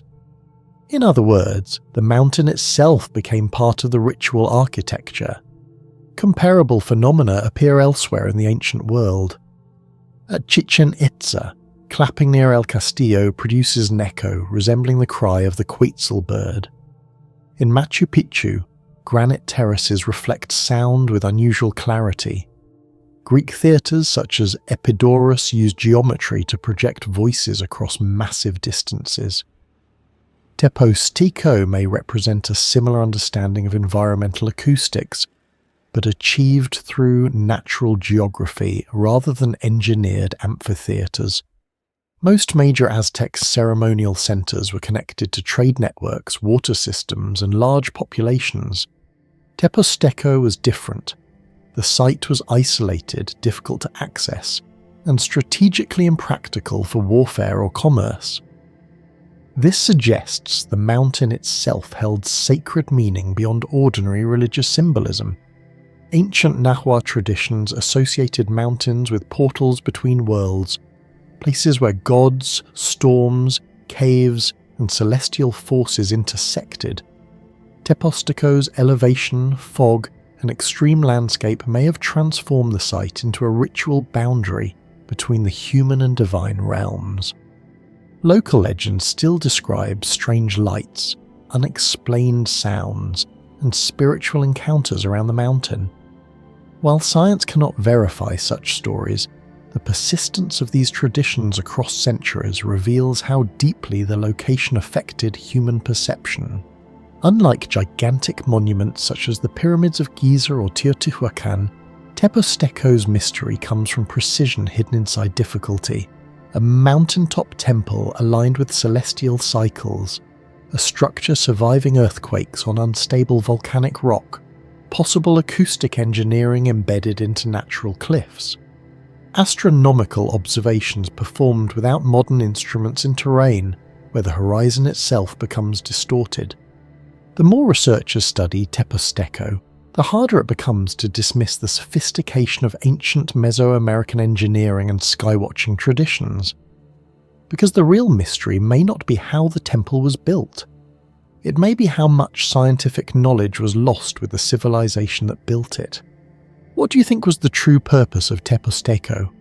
A sacred observatory, a ritual gateway, or evidence of forgotten engineering knowledge? Let us know in the comments below.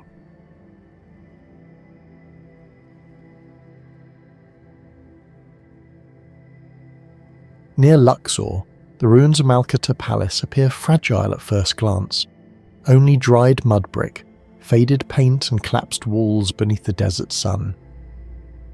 But hidden inside this ancient royal city are engineering mysteries that still disturb archaeologists today.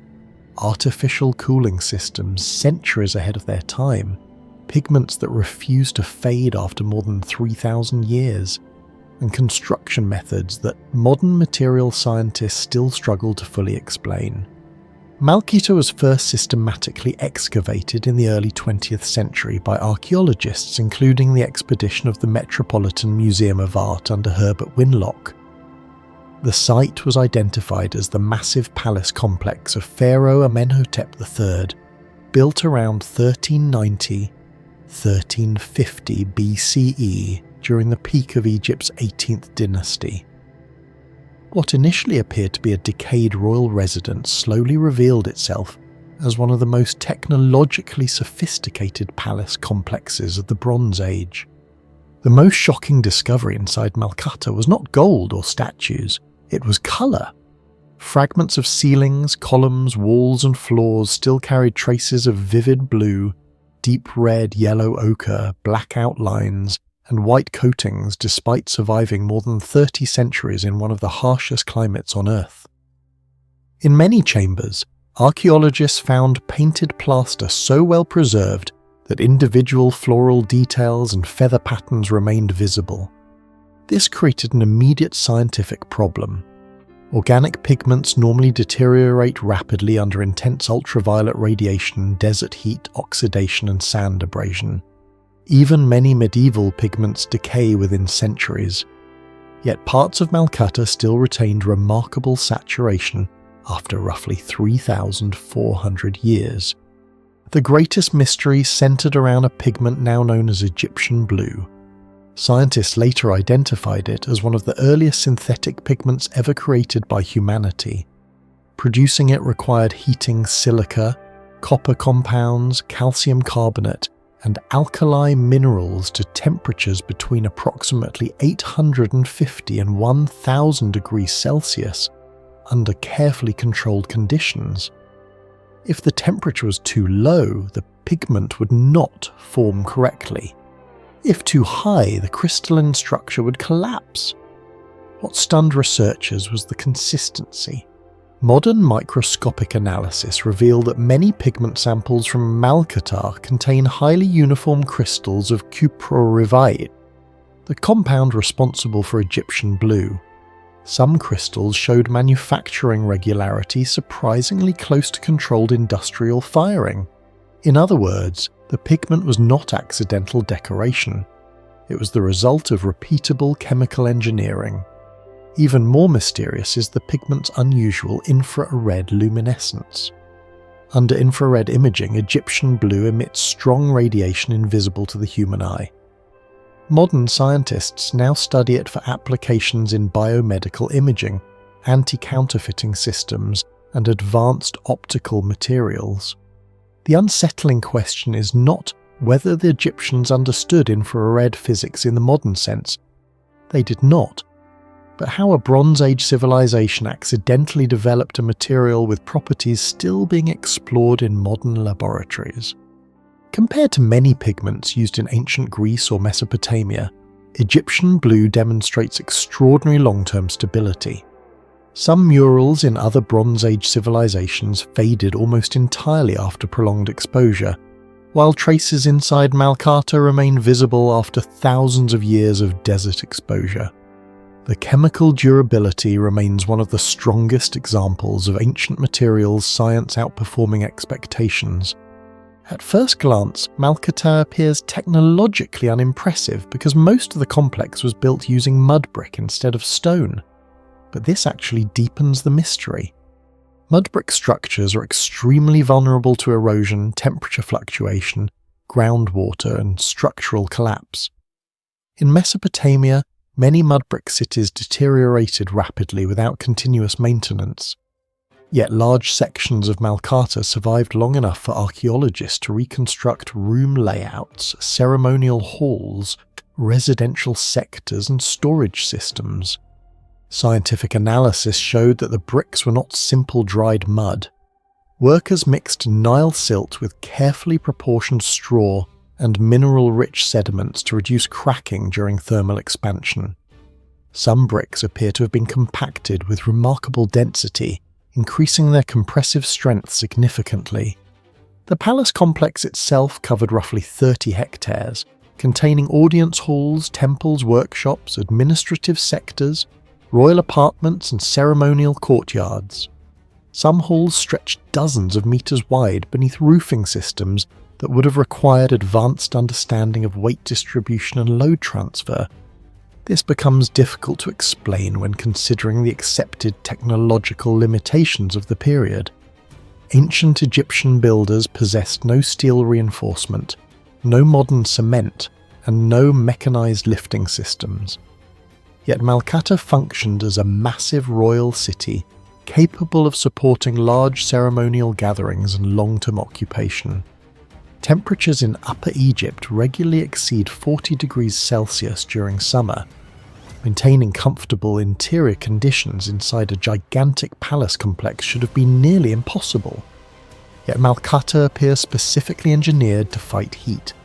Archaeologists discovered long ventilation corridors, open courtyards, thick insulated walls, shaded chambers, and carefully aligned room orientations designed to maximize airflow from the Nile.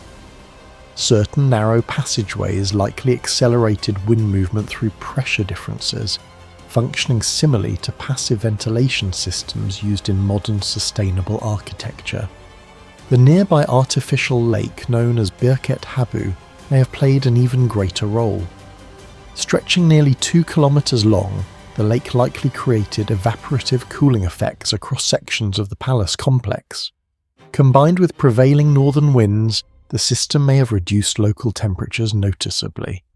Some architectural researchers comparing Malkata to modern passive cooling structures argue that the palace exploited thermal mass principles similar to techniques used in contemporary eco-engineering.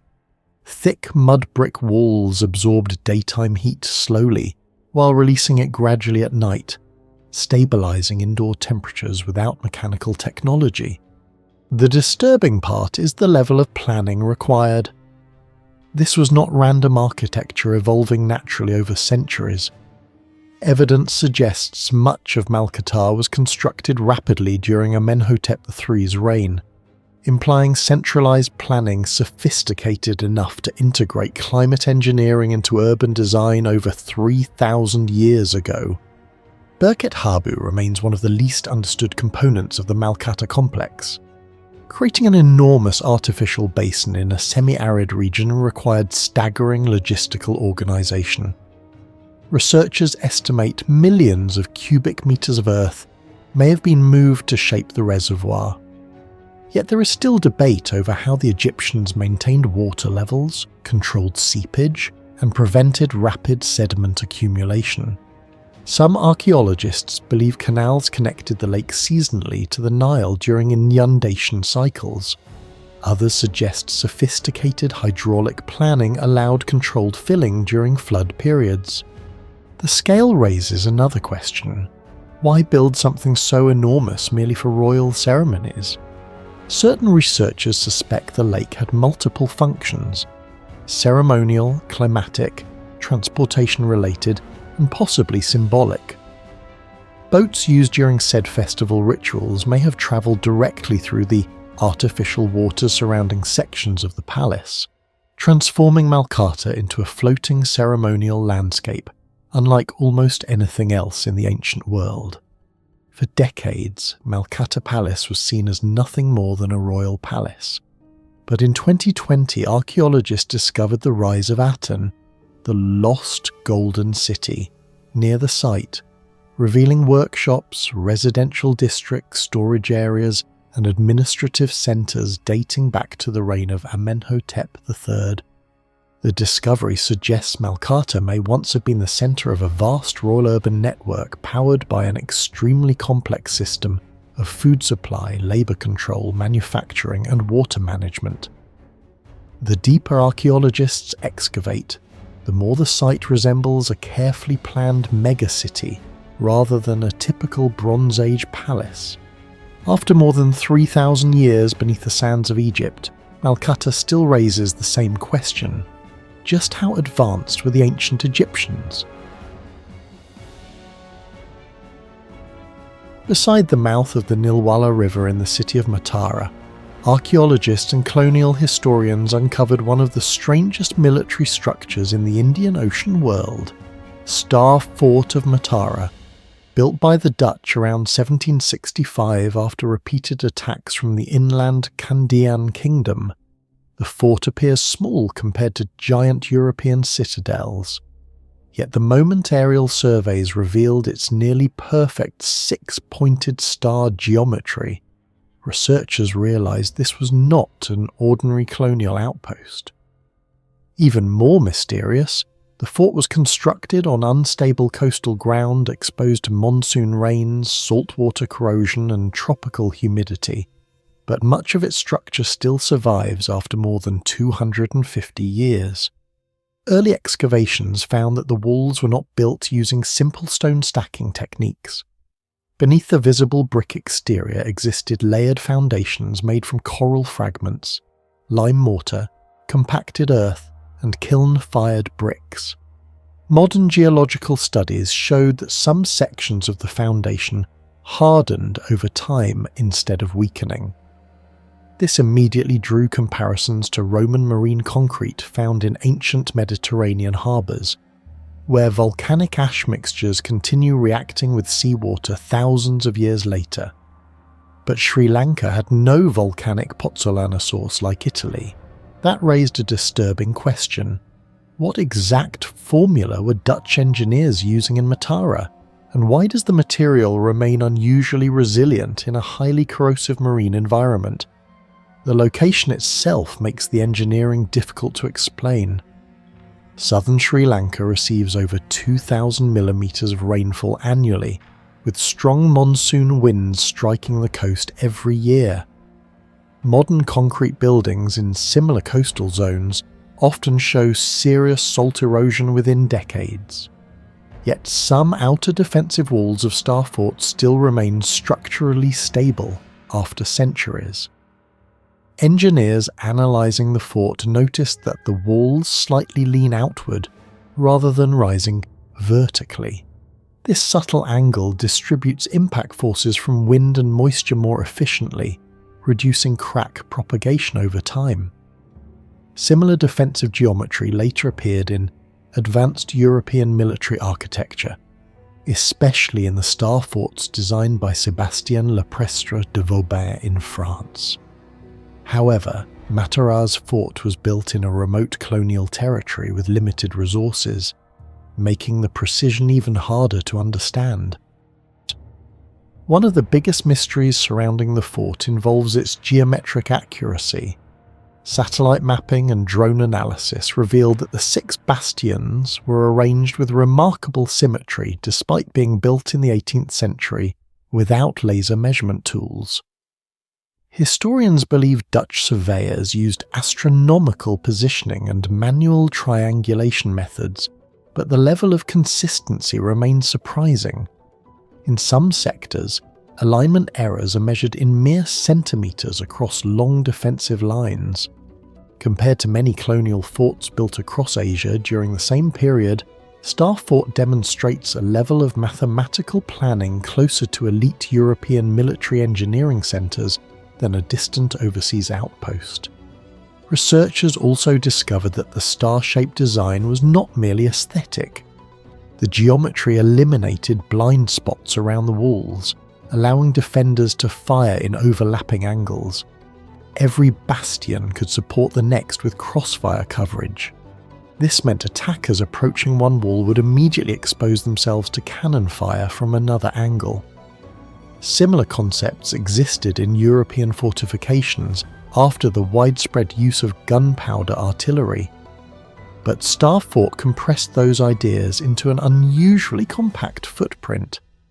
Some military historians argue the fort represents one of the most efficient, small-scale artillery defence systems ever built in the colonial Indian Ocean region. Inside the structure, another mystery emerged. Several rooms remained significantly cooler than the outside air, despite the tropical heat. Temperature measurements conducted during hot afternoons showed differences of roughly 4 to 6 degrees Celsius between interior chambers and external surfaces. Researchers studying the layout noticed carefully positioned ventilation openings aligned with prevailing sea winds from the Indian Ocean. Air entered through narrow exterior channels, passed through thick masonry corridors, and exited through elevated openings that created natural pressure circulation.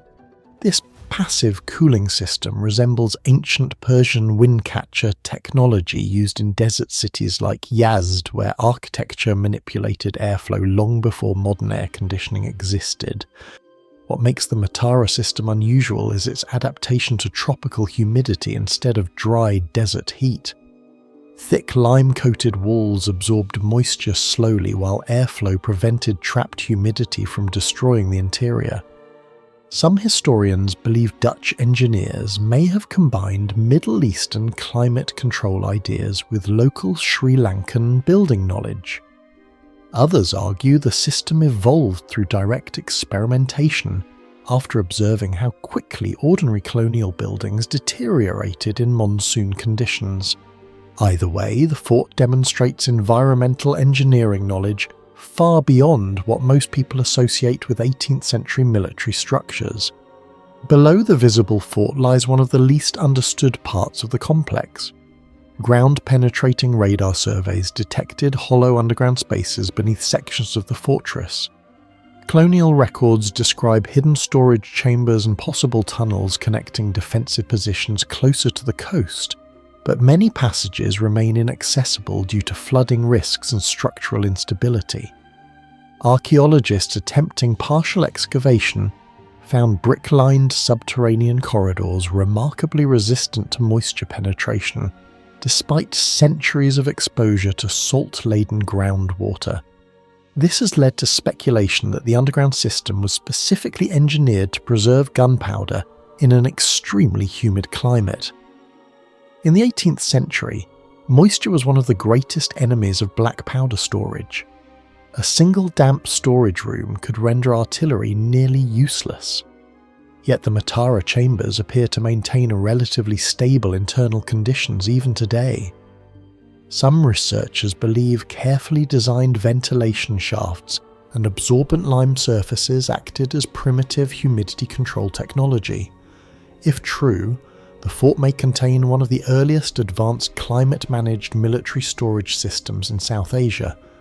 Another unexplained feature involves the fort's resistance to coastal erosion. Sri Lanka's southern shoreline constantly shifts due to monsoon waves and seasonal flooding. Many nearby colonial-era structures suffered severe damage or vanished entirely over time. Yet Star Fort's defensive perimeter survived repeated environmental stress. Mineral analysis on parts of the outer wall revealed crystalline salt deposits integrated into the mortar itself. Surprisingly, instead of accelerating decay, these mineral reactions may have strengthened portions of the structure over centuries.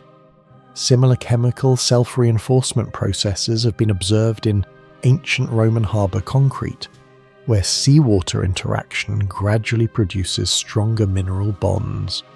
Comparisons with other famous star forts make Matara even stranger. European examples like Palmanova in Italy or Naarden in the Netherlands were massive urban defence systems requiring enormous manpower and industrial logistics. Star Fort of Matara, by contrast, achieved remarkable defensive sophistication on a much smaller scale. Its compact size suggests the builders prioritised efficiency rather than intimidation. Some historians suspect the fort was designed not only for warfare, but also for controlling trade routes along the southern Sri Lankan coast. During the 18th century, Dutch colonial powers competed intensely for access to cinnamon, gemstones, ivory, and maritime shipping lanes across the Indian Ocean. A heavily engineered coastal stronghold could protect valuable warehouses, documents, or hidden military supplies rather than simply serving as a troop base. There are also lingering mysteries about the labour force behind the construction. Historical documents confirm Dutch supervision, but local Sri Lankan craftsmen likely handled much of the actual building process. Some architectural details resemble indigenous South Asian masonry techniques more than standard European colonial patterns. This raises the possibility that Star Fort represents a hybrid engineering system, a fusion of Dutch military mathematics with local tropical construction expertise accumulated over centuries. If true, the fort may preserve forgotten engineering knowledge developed through collaboration between entirely different architectural traditions. Near the border of Cambodia and Thailand stands Preah Vihear Temple, more than 500 metres above the plains below on the edge of the Dangrek Mountains.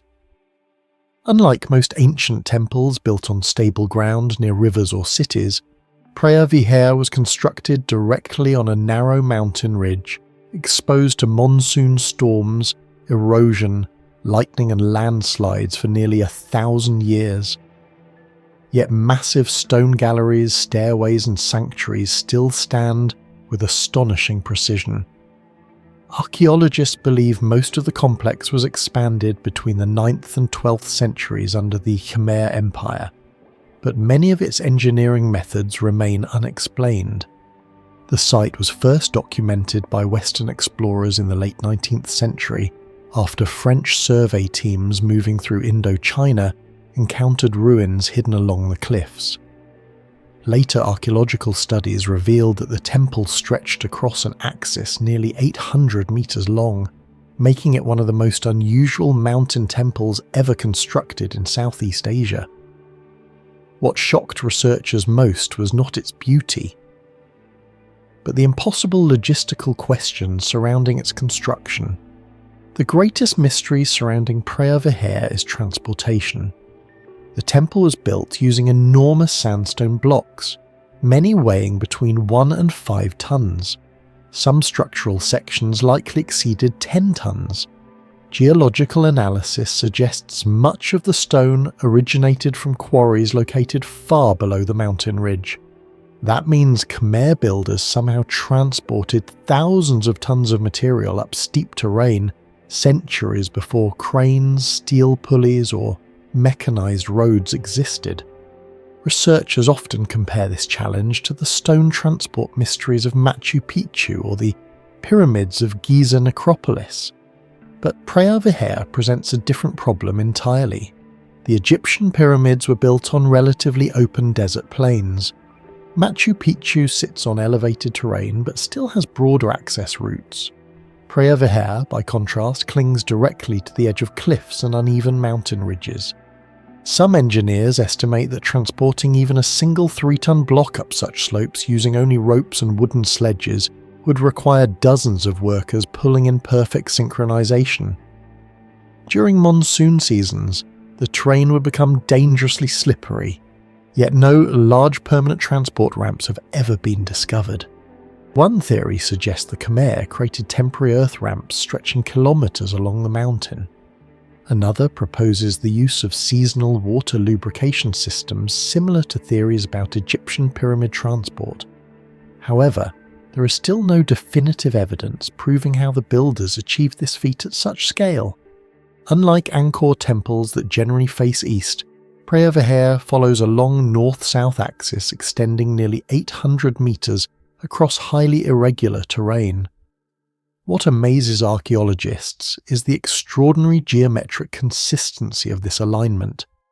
The stairways, gateways, courtyards and sanctuaries remain positioned almost perfectly along a single linear route despite the unstable mountain topography.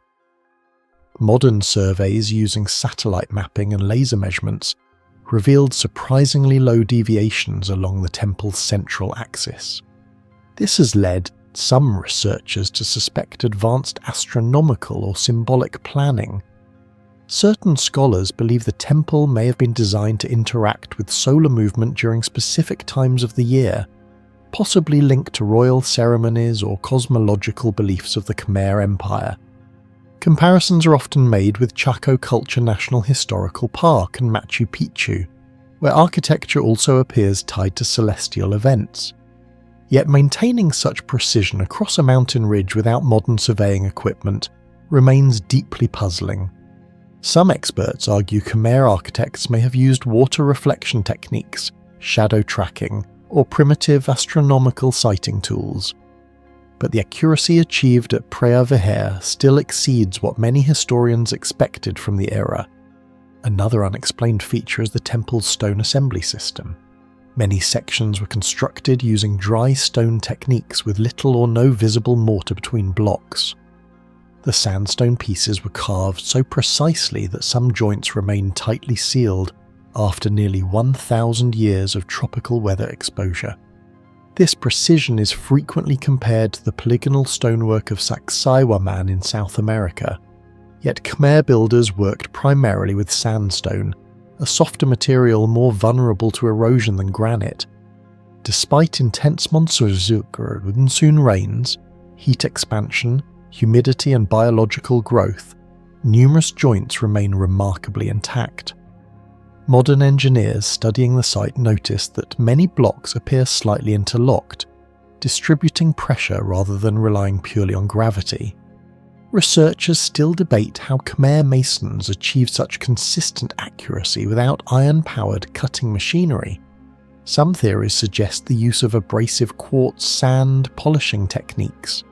Others believe the builders employed lost methods involving wooden templates and repeated surface grinding.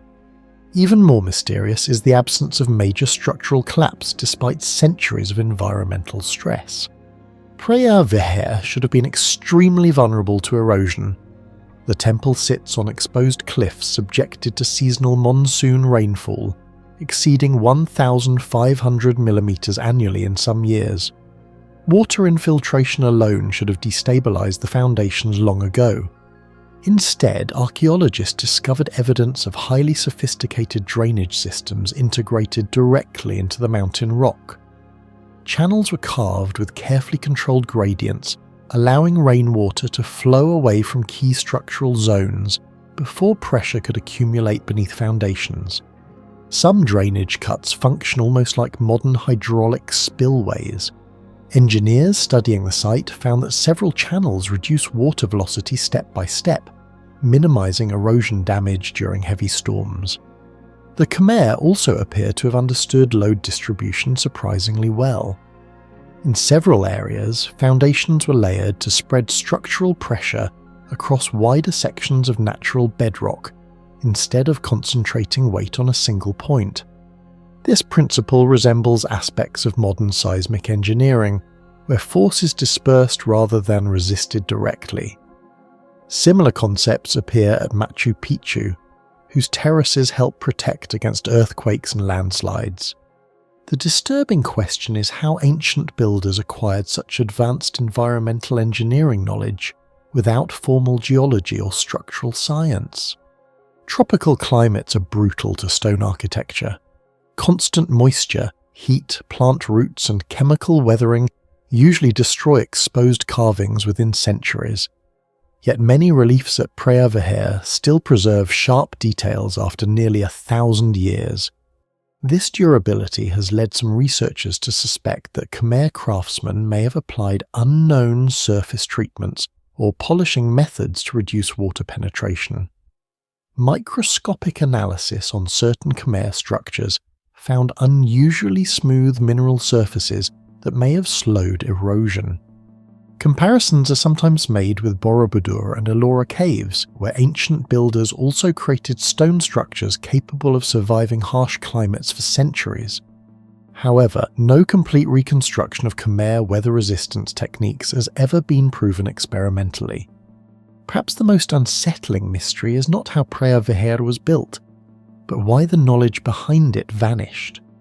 The Khmer Empire constructed massive reservoirs, roads, temples, and hydraulic systems across Southeast Asia. At its height, Angkor may have supported close to 1 million people, making it one of the world's largest pre-industrial urban centres. Yet the engineering traditions capable of creating Preah Vihear gradually disappeared. No surviving Khmer text fully explains the construction process. No detailed architectural manuals remain. The techniques for transporting stone, stabilizing cliff foundations, and maintaining long-term drainage systems were seemingly lost to history. This pattern appears repeatedly across ancient civilizations. Roman concrete survived seawater better than many modern materials. Inca walls resisted earthquakes with astonishing efficiency. Egyptian pyramids still preserve structural alignment after 4,500 years. And high above the cliffs of Cambodia, Preah Vihear continues to stand as another reminder that parts of ancient engineering may have been far more advanced than modern history once believed.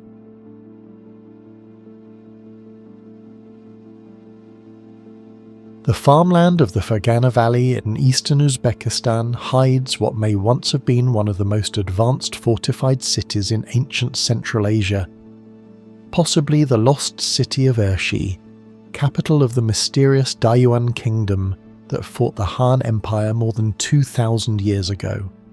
Ming Tepe was identified through Soviet-era surveys during the 20th century, but large-scale archaeological excavations only intensified in recent decades. Researchers uncovered massive defensive walls, urban districts, irrigation systems, workshops, and evidence of long-distance Silk Road trade buried beneath layers of earth and sediment. What shocked archaeologists was not simply the size of the settlement, but the engineering sophistication hidden inside what had long appeared to be nothing more than low earthen mounds. The greatest mystery surrounding Ming Tepe is its enormous defensive wall system and the strange durability of its ancient earth-based construction technology.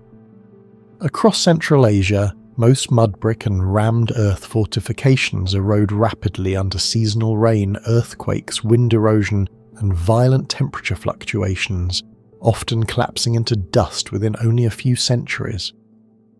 Yet parts of Ming Tepe's fortifications survived for more than 2 millennia, despite exposure to one of the harshest continental climates on Earth. Some wall sections originally reached several meters in thickness, and were built using layered rammed earth mixed with clay, gravel, fine sand and organic fibres. Archaeologists discovered that the builders compacted the material in repeating horizontal layers, creating a structure surprisingly similar to modern composite engineering systems. What makes this even more mysterious is the structural stability of the surviving foundations. Modern soil analysis suggests that the walls were designed to distribute stress outward rather than vertically, reducing cracking during seasonal expansion and contraction. In engineering terms, the builders appear to have intuitively understood principles of load diffusion centuries before formal structural science existed. The material composition has drawn comparisons to several ancient lost technologies, including Roman concrete, whose volcanic reaction allowed self-healing cracks, Persian Sarouj waterproof mortar, and the seismic-resistant earthen walls of Bam citadel in Iran. But Ming Tepe lies far from the volcanic resources used in Roman concrete and outside the traditional Persian engineering core. That raises a disturbing possibility. Advanced construction knowledge may have travelled across Central Asia through Silk Road exchange networks far earlier than historians once believed. Laboratory studies on ancient earthen architecture show that adding straw or organic fibres can reduce crack propagation by more than 40%, and some Ming Tepe samples appear to use exactly this principle. Yet no surviving written records explain how local engineers developed such optimized mixtures. Even more mysterious is the city's defensive geometry.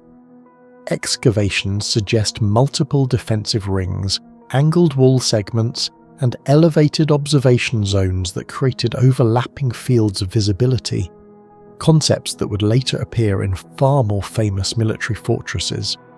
For a civilization barely mentioned in mainstream history, Ming Tepe displays an unexpectedly advanced understanding of material science, defensive engineering, thermal resistance, and long-term structural durability.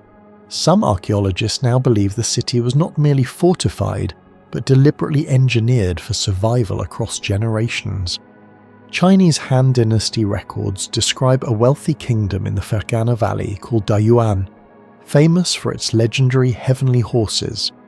These horses were said to sweat blood, endure extreme distances, and outperform every cavalry breed known to ancient China.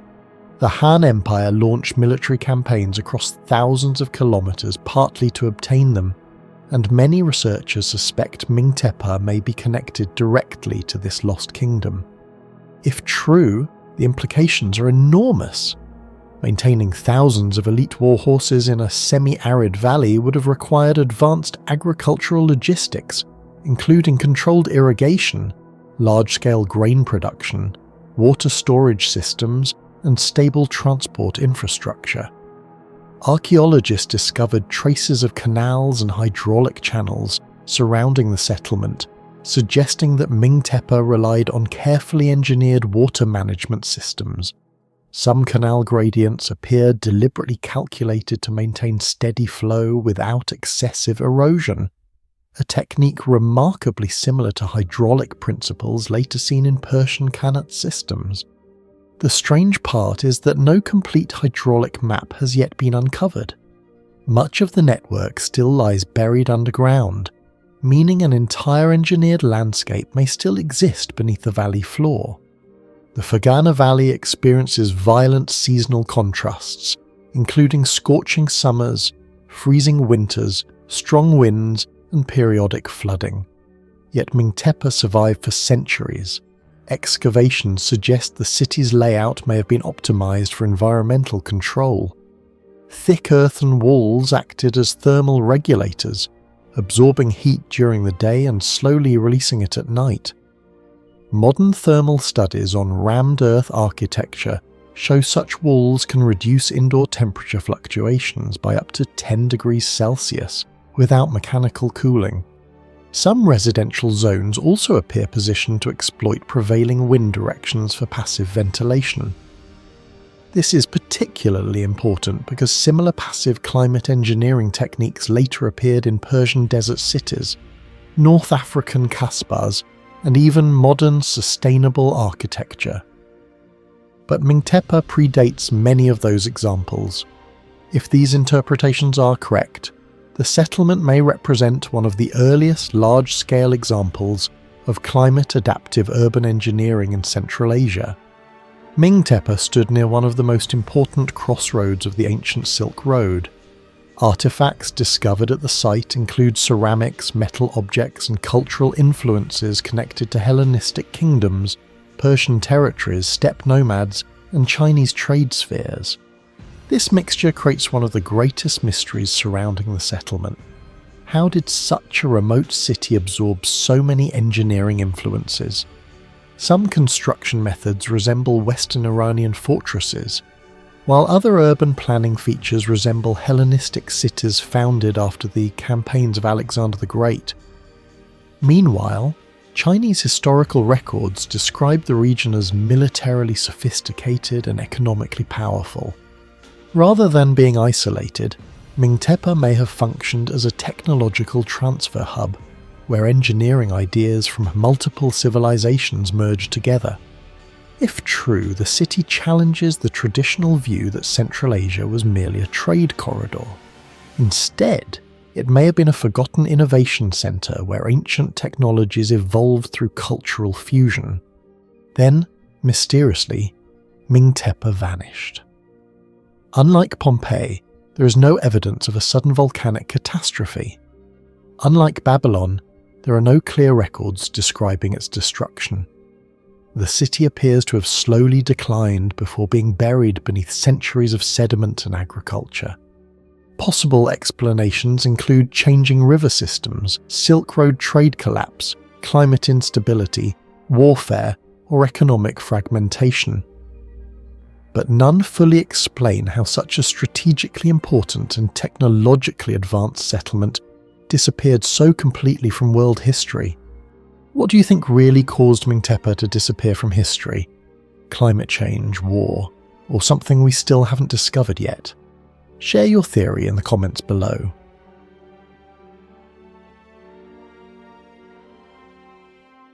In the volcanic desert of eastern Jordan, roughly 100 kilometers from Amman, Qasr al-Azraq rises from a field of black basalt like a structure abandoned by another civilization. Archaeologists believe parts of the fortress date back to the Roman era, though the site was later expanded by Byzantine and Umayyad builders.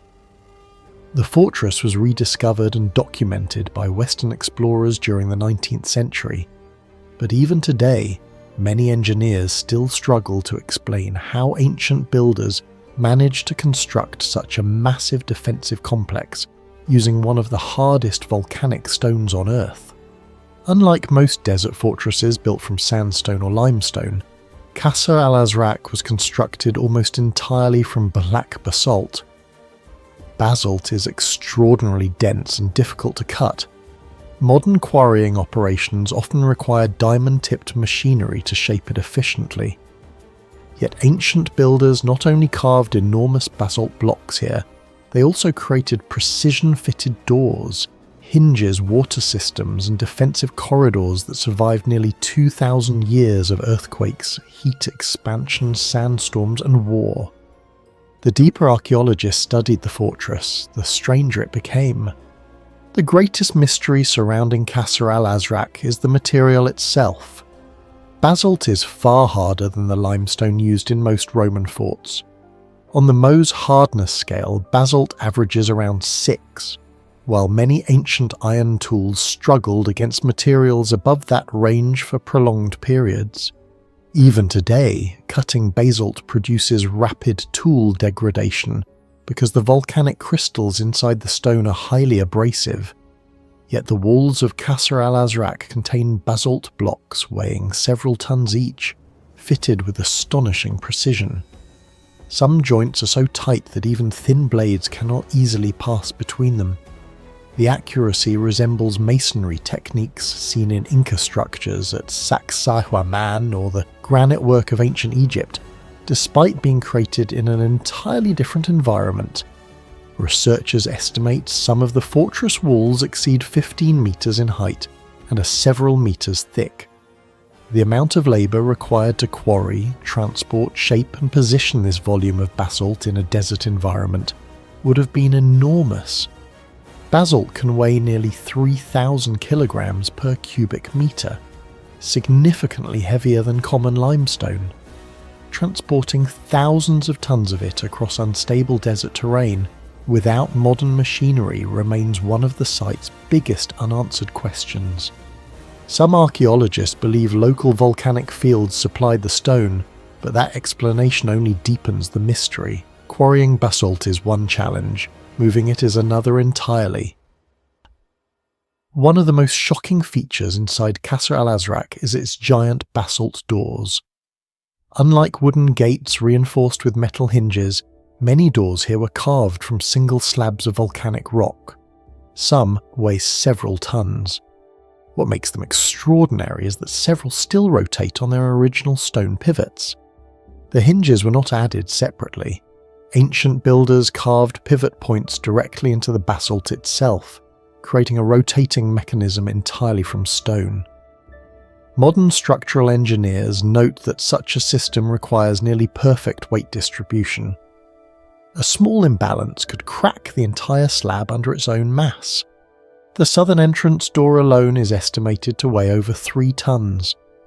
Despite this, the pivot system survived centuries of stress. Basalt is strong under compression but relatively brittle when subjected to twisting forces. That means the ancient engineers somehow minimized torsional stress well enough for the mechanism to survive nearly intact. Comparable stone doors exist at Petra and in a few Nabatean tombs, but the doors at Qasr al-Azraq are larger and exposed to far harsher environmental conditions. Daily desert temperature swings can exceed 20 degrees Celsius, forcing the stone to constantly expand and contract. Over centuries, such thermal cycling normally destroys precision mechanisms, yet these doors endured. Some historians suggest the builders intentionally designed tiny gaps to accommodate thermal expansion. Others believe they selected specific basalt formations with fewer internal fractures. No theory has been fully proven. Qasr al-Azraq was not placed randomly. The fortress stands beside the Azraq oasis, one of the few reliable freshwater sources in eastern Jordan. In a region where survival depended entirely on water access, controlling the oasis meant controlling trade, migration, and military movement. Ancient routes linking Arabia, Syria, and Mesopotamia passed near the area. Whoever held the fortress could dominate movement across hundreds of kilometers of desert. But the real mystery lies underground. Archaeologists discovered complex water storage systems beneath sections of the fortress.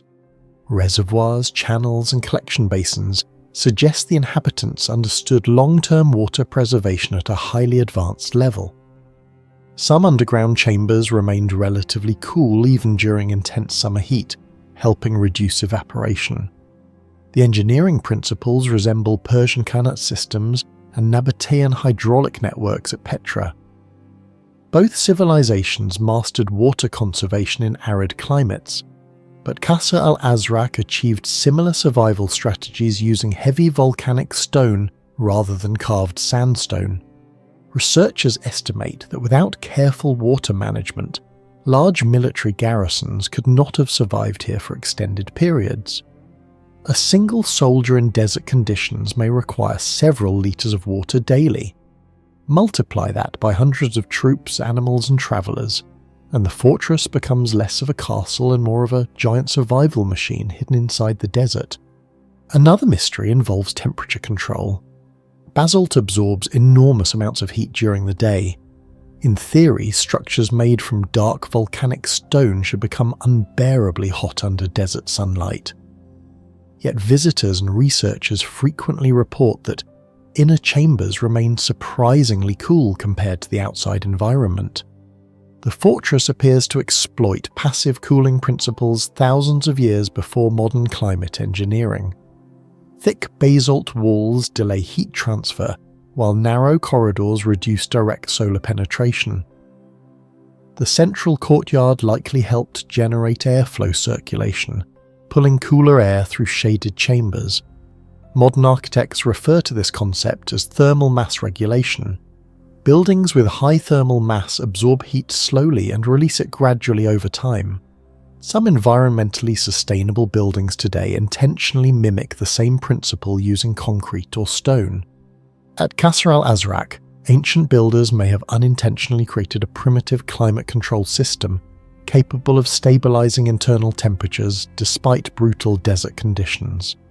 The same logic appears in Persian yakchals, underground Cappadocian cities, and certain Roman bath complexes. But Qasr al-Azraq combined thermal engineering with military architecture in a way rarely seen elsewhere. Many ancient desert structures collapsed centuries ago. Sandstorms, thermal expansion, erosion and earthquakes destroyed countless forts across the Middle East.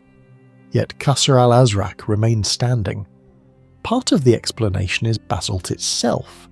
Basalt possesses compressive strengths ranging from roughly 100 to over 300 megapascals, rivaling some modern structural concrete. Its density makes it highly resistant to weathering. However, that same density usually creates brittleness during construction.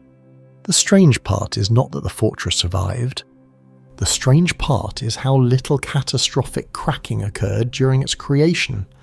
Modern masons know volcanic rock often fractures unpredictably along hidden crystal boundaries. Ancient builders should have experienced enormous material losses while shaping blocks this large. Yet many surviving stones show remarkably controlled cuts and edges. Some geologists believe the builders understood natural fracture orientations inside basalt flows. By cutting with the grain of volcanic cooling patterns, they may have reduced the risk of structural failure. If true, that suggests a level of geological knowledge far beyond what historians normally associate with desert frontier fortresses. Do you think Qasr al-Azraq was simply a fortress reused by many empires, or the remains of a far older civilization whose engineering knowledge has been lost to history? Share your thoughts in the comments below. East of the Dead Sea, on a volcanic mountain rising more than 700 meters above sea level, the ancient fortress of Machaerus dominates one of the harshest landscapes in the Middle East. The site was originally fortified by the Hasmoneans around the 2nd century BC, then rebuilt by Herod the Great around 30 BC as both a military stronghold and royal palace. Modern excavations led by archaeologist Virgilio Corbo in the 1960s and later Hungarian expeditions revealed massive palace structures, deep cisterns, defensive walls, bath complexes, and evidence that the fortress may have been one of the most technologically advanced desert strongholds of its age. What shocked researchers was not only the scale of the fortress, but the engineering logic behind it. Machaerus was built on an isolated mountain surrounded by ravines on 3 sides, creating a natural defensive system almost impossible to attack. Yet the same terrain should have made large-scale construction nearly impossible. Thousands of tons of stone, water, timber, plaster and luxury materials somehow reached the summit over 2,000 years ago without cranes, engines or modern roads. That contradiction became the first great mystery of Machaerus. Archaeologists discovered that many of the stones used in Machaerus were carefully cut ashlar blocks similar to those found at Masada and Herodium, two other major Herodian fortresses. Some blocks weighed several tons. The engineering problem is staggering. The slopes surrounding Machaerus are steep, unstable, and exposed to extreme desert heat that can exceed 40 degrees Celsius during summer. Modern military engineers studying ancient fortifications estimate that transporting only one large stone block uphill using ropes and wooden sledges would have required dozens of workers. Yet, Machaerus contains thousands of such stones spread across terraces, towers, and palace structures. Unlike Egyptian pyramid sites located near major river systems, Machaerus had no easy transport network. Every material had to be hauled across rugged mountain terrain. Researchers have proposed the existence of temporary ramps and labour systems similar to Roman military engineering, but no complete explanation exists. Some archaeologists even believe Herodian engineers may have modified the mountain itself before construction began, reshaping slopes into artificial terraces to stabilise transport routes. Satellite imaging has revealed unusual geometric cuts around parts of the mountain that may support this theory. The mystery becomes even greater when compared to later Crusader castles in the region. Many medieval fortresses built over 1,000 years later were actually less sophisticated in terrain integration than Machaerus. Perhaps the most extraordinary discovery at Machaerus lies underground. The region surrounding the fortress receives very limited rainfall, sometimes less than 100 millimeters annually. There are no permanent rivers nearby, yet excavations uncovered massive rock-cut cisterns capable of storing enormous quantities of water. Some chambers were carved directly into bedrock with smooth, waterproof interiors that still survive today. Hydrological studies suggest the fortress could have stored enough water to survive long sieges lasting months. This required an advanced understanding of rainfall collection, pressure flow, evaporation control, and waterproof chemistry. One of the biggest mysteries involves the plaster lining inside the reservoirs. Chemical analysis revealed mineral compositions similar to hydraulic mortars used by Roman engineers, materials capable of resisting water penetration for centuries. However, Machaerus stood on the eastern frontier of Herod's kingdom, far from the core centres of Roman engineering. Some researchers believe specialised craftsmen travelled across the Mediterranean bringing knowledge from Roman, Nabatean, and possibly even Persian hydraulic systems. Others argue the technology may have been locally adapted using volcanic ash and lime mixtures unique to the Dead Sea region. The engineering resembles systems later seen in Nabatean sites such as Petra, where entire desert cities survived using hidden water networks. But Machaerus predates many of those large-scale hydraulic expansions. Even today, maintaining reliable water storage on isolated desert mountains remains difficult without modern pumps and sealed concrete systems. The next mystery stunned archaeologists even more. Machaerus was not simply a military fortress, it was also a luxurious royal residence containing courtyards, bathhouses, decorated halls, storage complexes, and elite living quarters. Excavations revealed traces of painted plaster, imported ceramics, and sophisticated architectural planning. How could such a luxurious palace survive on top of a remote desert mountain? Temperature fluctuations near the Dead Sea are extreme. Summer heat can become deadly while winter nights drop sharply. Yet parts of the palace appear designed for passive cooling. Narrow corridors and elevated openings may have created controlled airflow systems similar to ancient Persian wind catchers. Some researchers compare the design principles to the passive cooling technologies later perfected in Persian desert architecture, including structures like Yakhchal of Yazd. Air pressure differences may have circulated cooler air through interior chambers naturally. Food storage presents another mystery. Archaeologists found evidence of long-term storage facilities capable of preserving grain, oil and wine. Maintaining stable supplies at such altitude would have required constant logistical coordination across dangerous terrain. The fortress essentially functioned as a self-sustaining artificial environment in one of the least hospitable regions of the ancient world. Another unexplained feature of Machaerus is its extraordinary visibility. From the summit, observers can monitor vast areas surrounding the Dead Sea Basin. Some archaeologists believe the fortress formed part of a regional communication network, linking multiple strongholds through fire signals or reflective mirrors. The theory is supported by tower placement and sightline analysis conducted using modern topographic mapping. Certain elevated points align directly with distant fortresses built during the same era. If correct, Machaerus may have participated in a rapid warning military system capable of transmitting messages across huge distances in minutes rather than days. Similar signalling methods were later documented in Roman and Byzantine frontier systems, but evidence suggests Machaerus may have used such techniques centuries earlier. This possibility changes how historians view ancient military intelligence. The ancient world may have possessed far faster regional communication systems than previously assumed. Machaerus stands near the Jordan Rift Valley, one of the most seismically active regions in the Middle East. Over thousands of years, the area experienced repeated destructive earthquakes, yet large portions of the fortress foundation still remain stable. This has led engineers to investigate whether Herodian builders intentionally designed the structure to absorb seismic stress. Some sections appear anchored directly into bedrock instead of resting on loose surface layers. Other walls show flexible joint patterns that may have distributed vibration energy more effectively. Comparisons have been made to Roman seismic engineering techniques found in parts of Italy, and to anti-earthquake stone-fitting methods later used by the Incas at Machu Picchu.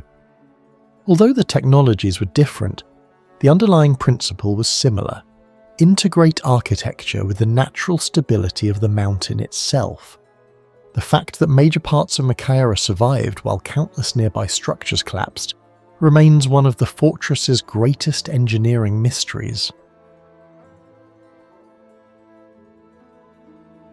Carved into limestone cliffs overlooking the Nile in Middle Egypt, Beni Hassan preserves one of the most mysterious engineering complexes of the ancient world. More than 4,000 years ago, ancient builders cut entire tomb systems directly into the mountain with a level of precision that still confuses archaeologists today. Some walls remain unnaturally flat, some pigments still look fresh, and some engineering methods discovered inside these tombs should not have survived this long in desert stone. European explorers began documenting Beni Hassan in the early 19th century, but systematic archaeological work accelerated after surveys by John Gardner Wilkinson and later Percy Newberry in the late 1800s. Researchers eventually identified nearly 40 major rock-cut tombs dating mainly to Egypt's Middle Kingdom, around 2050-1710 BCE. Unlike the royal tombs of Valley of the Kings, Beni Hassan belonged mostly to regional governors and elite officials, yet many of its engineering features rivaled royal architecture. What shocked researchers was not only the artwork, but the consistency of the stonework itself. Entire chambers were excavated horizontally into limestone cliffs with remarkable symmetry despite the lack of iron tools, steel chisels, or modern surveying equipment. The first major mystery of Beni Hassan is the excavation precision. Several tomb ceilings remain almost perfectly level across chambers, stretching over 15 meters long. Even modern engineers working in limestone with hand tools would struggle to maintain such consistency inside confined underground spaces. The tomb of Khnumhotep II contains fluted columns carved directly from the living rock rather than assembled separately. This required workers to remove surrounding stone while leaving exact load-bearing supports intact. A single miscalculation could have collapsed the ceiling. Yet after nearly 4 millennia, many of these columns remain structurally stable. Researchers studying ancient Egyptian quarrying methods believe copper chisels combined with quartz sand abrasion were likely used. However, experimental archaeology has shown how slow this process actually is. In several modern reconstructions, removing only a few cubic centimeters of limestone required hours of repetitive grinding. Beni Hassan involved removing thousands of tons of stone. Even stranger are the surface finishes. Certain interior walls display smoothness levels more comparable to controlled abrasion than random hammering. Similar unexplained precision appears in sites such as Ajanta caves and parts of Petra, suggesting multiple ancient civilizations may have independently discovered advanced stone finishing techniques now lost to history. The most scientifically baffling mystery at Beni Hassan may be its pigments. Inside several tombs, reds, blacks, yellows, blues, and greens remain visible after nearly 4,000 years despite heat, dust, oxidation, and extreme desert temperature fluctuations. Summer temperatures in Upper Egypt regularly exceed 40 degrees Celsius, conditions capable of degrading most ancient organic binders. Yet many paintings still retain sharp outlines and saturated colour layers. Ancient Egyptian artists created pigments from mineral sources: red ochre from hematite, yellow from limonite, black from carbon soot, white from gypsum, and the famous Egyptian blue from a synthetic copper calcium silicate compound, often considered the world's first artificial pigment. Egyptian blue itself required heating mixtures above 851,000 degrees Celsius, an astonishing technological achievement for the Bronze Age. But the real mystery is not the pigment, it is the binder. Modern chemical analyses suggest the painters may have mixed pigments with gum arabic, plant resin, egg proteins, animal glue, or other organic compounds. However, many of these materials should have deteriorated long ago. Some painted surfaces also reveal microscopic crystal-like bonding between pigment particles and plaster layers, implying that environmental chemistry may have helped lock colours into the wall over centuries. Even today, researchers cannot fully replicate the same durability. Compared to medieval European frescoes, many Beni Hassan pigments survived under harsher environmental conditions for far longer periods. Some Roman wall paintings at Pompeii Archaeological Park faded significantly after exposure following excavation, while certain Beni Hassan paintings retained stability even after tomb openings disturbed their sealed environments. Another unexplained factor is layering precision. Microscopic studies show extremely thin paint applications, often less than a fraction of a millimeter thick, yet colour distribution remains remarkably even. This implies sophisticated grinding, filtering, and mixing processes capable of producing highly controlled pigment particles. Some Egyptologists argue that ancient workshops may have possessed specialized recipes transmitted only through elite artisan guilds. If true, the original formulas vanished thousands of years ago. Researchers examining Beni Hassan noticed strange grooves and narrow channels cut near ceilings and wall intersections. Their purpose remains debated. One theory suggests these cuts functioned as primitive stress relief systems designed to redirect cracking forces through weaker fracture lines. Modern tunnel engineering uses similar principles to reduce pressure accumulation in rock structures. The remarkable survival rate of the tombs supports the possibility that ancient builders understood limestone behavior better than previously believed. Many chambers remain stable despite thousands of years of thermal expansion, seismic vibrations, and erosion. Comparable techniques appear in some sections of Ellora caves, where entire temples were carved downward from solid basalt rock. The repeated appearance of these architectural solutions across civilizations raises a difficult question: how advanced was ancient geological knowledge? Another overlooked mystery is airflow. Some Beni Hassan chambers extend deep into the cliff yet maintain surprisingly stable internal air circulation. Engineers studying the tomb orientation suggest entrances may have been deliberately aligned with prevailing desert wind patterns to create passive pressure-driven airflow. This resembles modern passive cooling systems used in sustainable architecture today. The concept is not impossible. Ancient Persian civilizations later developed wind catchers and underground cooling systems, while Egyptian builders may have discovered simpler airflow principles much earlier through practical experimentation. If intentional, Beni Hassan would represent one of the earliest known examples of environmental engineering integrated directly into funerary architecture. The famous wrestling scenes inside Tomb 15 contain over 200 combat positions, illustrated with astonishing anatomical consistency. Muscles, joint angles, balance shifts, and grappling motions are rendered with accuracy rarely associated with Bronze Age art. Some historians believe these scenes may represent formalized combat training systems rather than decorative imagery. The level of sequential movement analysis has even been compared to early motion study concepts developed thousands of years later. While such comparisons remain controversial, the artwork demonstrates an advanced observational understanding of human biomechanics. Perhaps the greatest mystery is organizational. Constructing Beni Hassan required quarry planning, geological surveying, pigment production, transportation systems, workforce coordination, and long-term structural engineering. Tens of thousands of tons of limestone had to be removed with primitive tools while maintaining architectural symmetry inside unstable cliffs. This was not random tomb carving. It resembled a coordinated industrial engineering project operating nearly 4,000 years before modern construction science emerged. The more researchers study Beni Hassan, the more the site challenges the traditional image of ancient technology as simple or primitive. What do you think was the greatest lost technology behind Beni Hassan?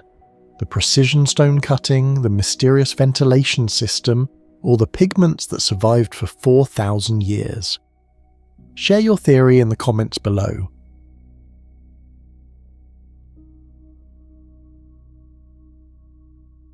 Qusayr Amra stands in the eastern desert of Jordan, around 85 kilometers from Amman, isolated among volcanic basalt plains and dry seasonal wadis.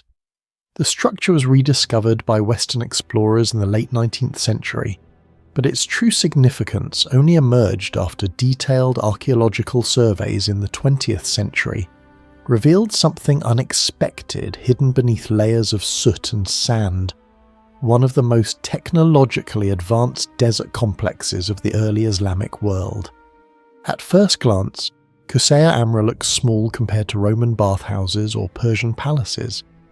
Yet modern scans revealed a surprisingly complex hydraulic and thermal system, packed into a compact structure less than 300 square meters in core size. Radiocarbon dating and architectural analysis place its construction around the early 8th century during the Umayyad Caliphate, likely under Caliph al-Walid II. What shocked archaeologists was not the building itself, but what survived inside it. Beneath the damaged plaster appeared colourful frescoes, astronomical ceilings, engineered water systems, and advanced heating technology operating in one of the harshest climates in the Middle East. The site looked less like a desert outpost and more like a lost experimental laboratory combining Roman, Byzantine, Persian, and early Islamic engineering traditions into a single structure. The greatest mystery surrounding Qusayr Amra is simple. How did this place function at all? Jordan's eastern desert receives extremely low annual rainfall, often below 50 millimeters per year. Temperatures regularly exceed 40 degrees Celsius during summer days, while humidity remains extremely low. Yet Qusayr Amra contained hot baths, steam rooms, reservoirs, and continuous water circulation systems that required reliable water access year-round. Archaeologists discovered a deep well beside the complex connected to a Sakia-style lifting mechanism powered by animals.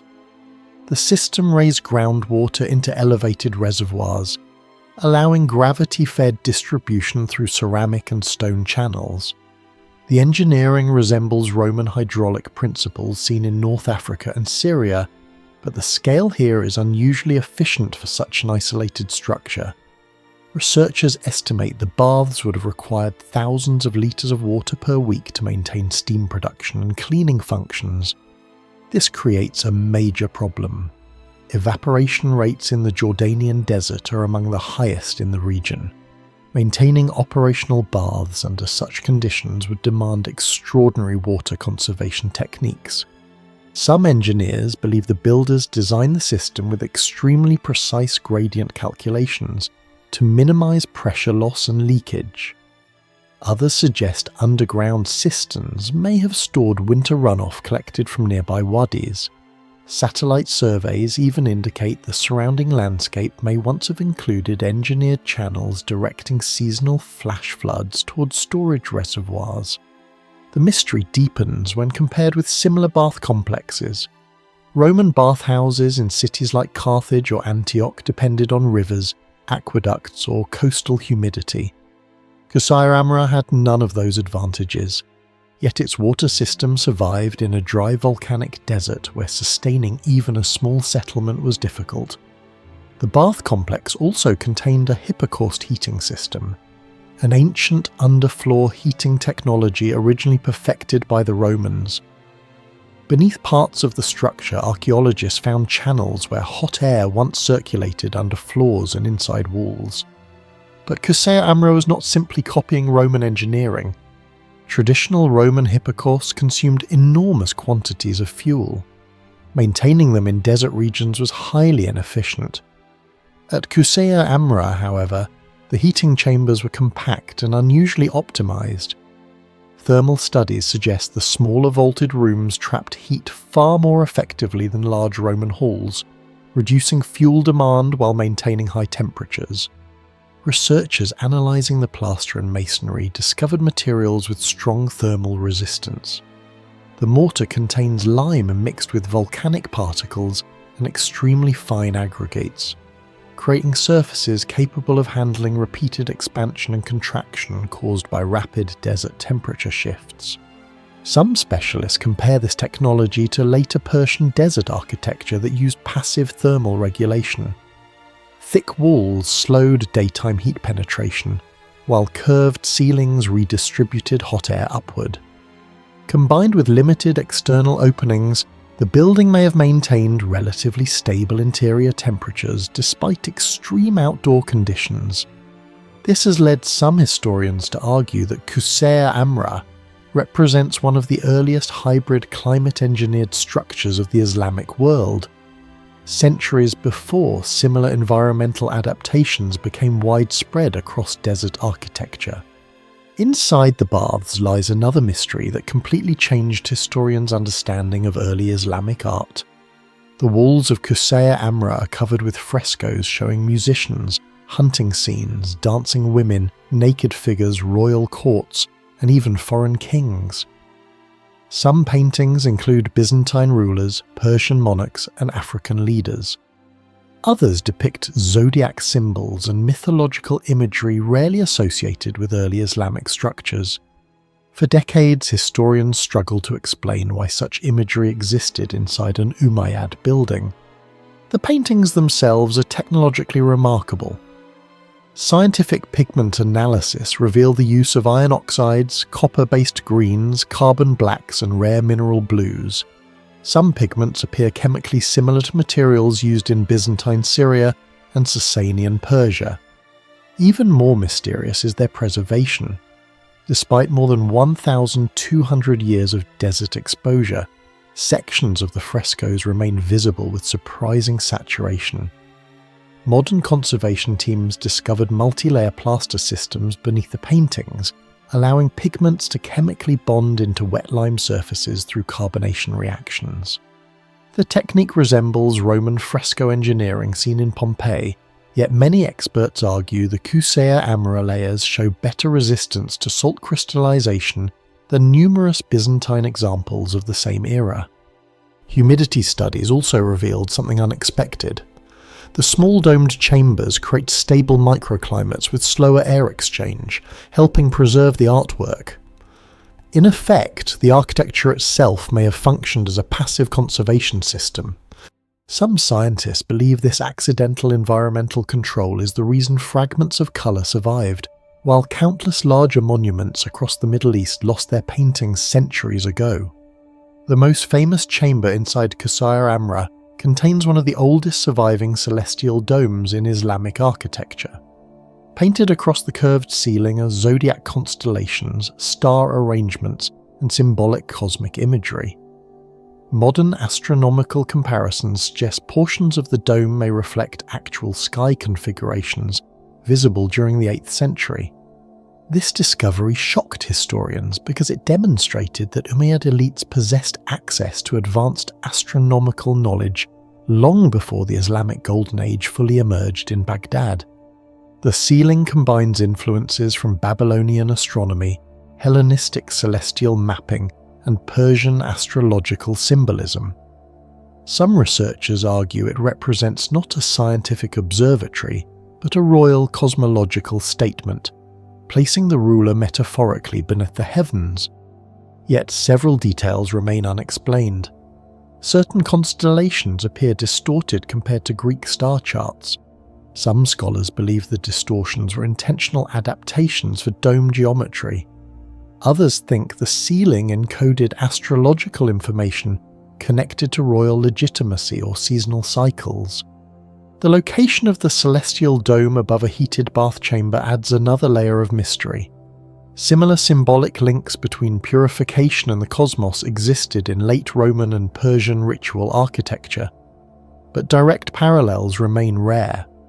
To some historians, Qusayr Amra represents a missing bridge between ancient Mediterranean cosmology and later Islamic scientific traditions. One of the most overlooked mysteries is the structure's survival itself. Qusayr Amra sits in a region exposed to severe thermal cycling. Day and night temperature swings in the Jordanian desert can exceed 20 degrees Celsius within hours. Over centuries, such stress normally destroys plaster and weakens masonry through expansion fractures. Yet major sections of Qusayr Amra remain standing after more than 12 centuries. Material scientists studying the site discovered that the builders used carefully balanced lime mortars with microscopic pore structures allowing controlled moisture release. This reduced internal cracking pressure caused by salt expansion and heat stress. The domes also distribute structural force remarkably efficiently. Compared with flat-roofed desert buildings that collapse under repeated thermal movement, curved vaults redirect stress downward through compression. This principle resembles techniques later perfected in Persian caravanserais and Ottoman hammams. Some engineers believe the builders intuitively understood structural mechanics at a level rarely credited to early Umayyad architecture.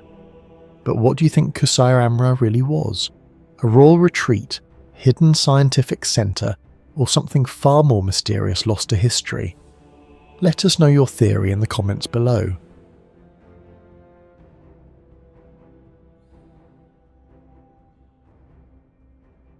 Behind the mortuary temple of Ramesseum on the west bank of the Nile near Luxor lies a vast storage complex that should not have survived the Bronze Age. Beneath collapsing mud brick corridors and buried chambers, archaeologists uncovered evidence of a logistical system capable of storing enormous quantities of grain, oil, papyrus, wine, tools, and ritual goods for thousands of people. But the deeper researchers studied the site, the stranger it became. The mud brick walls resisted decay for more than 3,000 years. Interior rooms maintained surprisingly stable temperatures, despite desert heat exceeding 40 degrees Celsius. Ventilation channels appeared engineered with an understanding of airflow centuries before formal physics existed.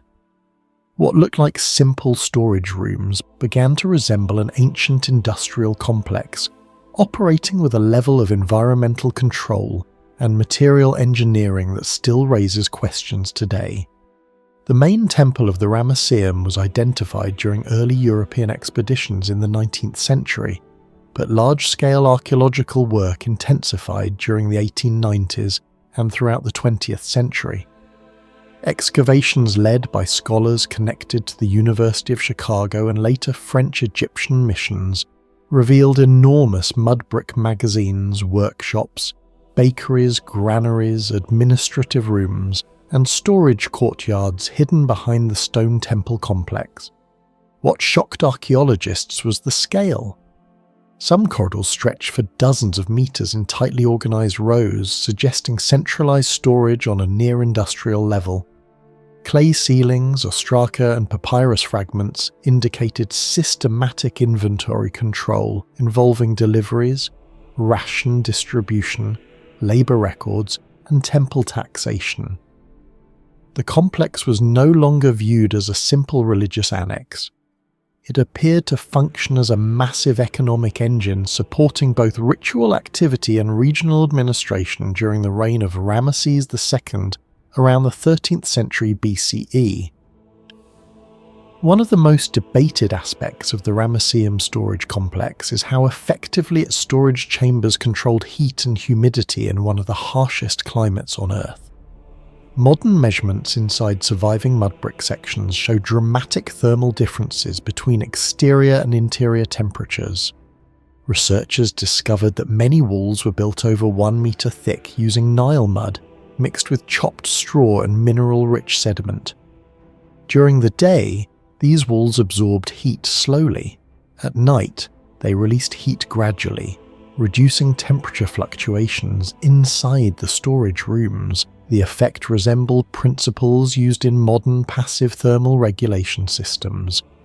Even more puzzling are the narrow ventilation slits found high along several corridors. Their positioning appears intentional.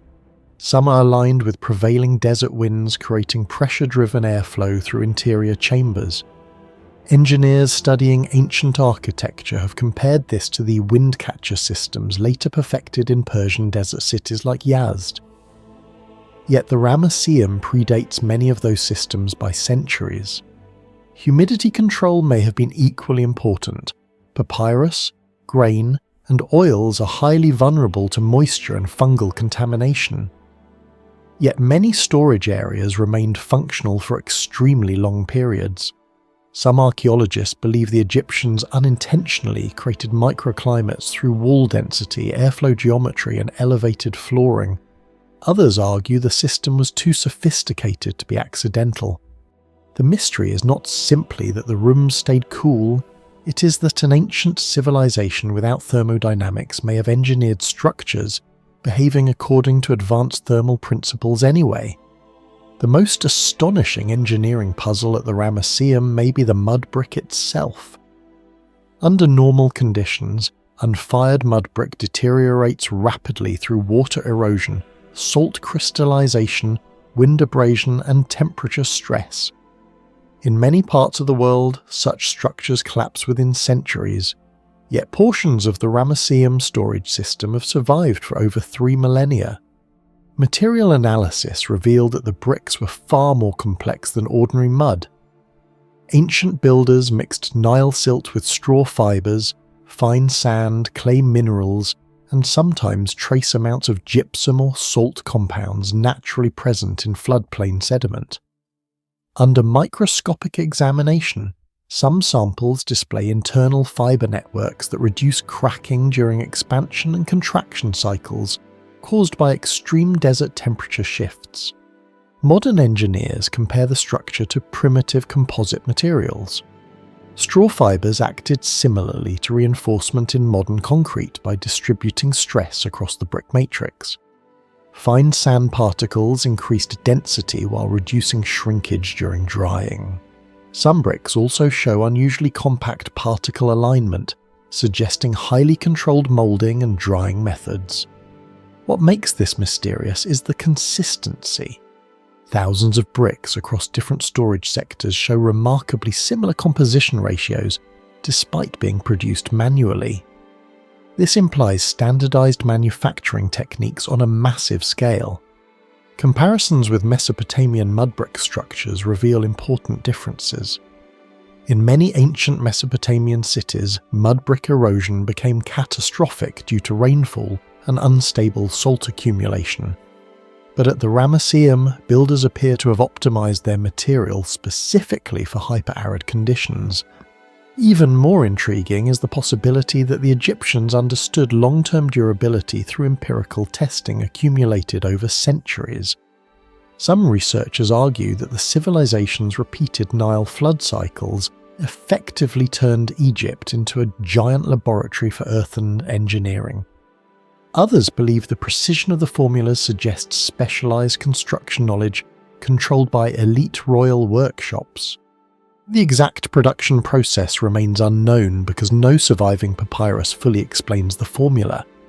The technology may have been transmitted orally among master builders and lost forever after the collapse of pharaonic Egypt. Today, sustainable architecture researchers study ancient Egyptian mud brick because some samples have survived longer than many modern concrete structures exposed to harsh climates. That comparison alone continues to disturb assumptions about technological progress. The Ramesseum storage complex also challenges assumptions about administrative capabilities during the Bronze Age. The site was organized into highly specialized sectors for grain, oils, wine, ritual objects, tools, textiles, and written records.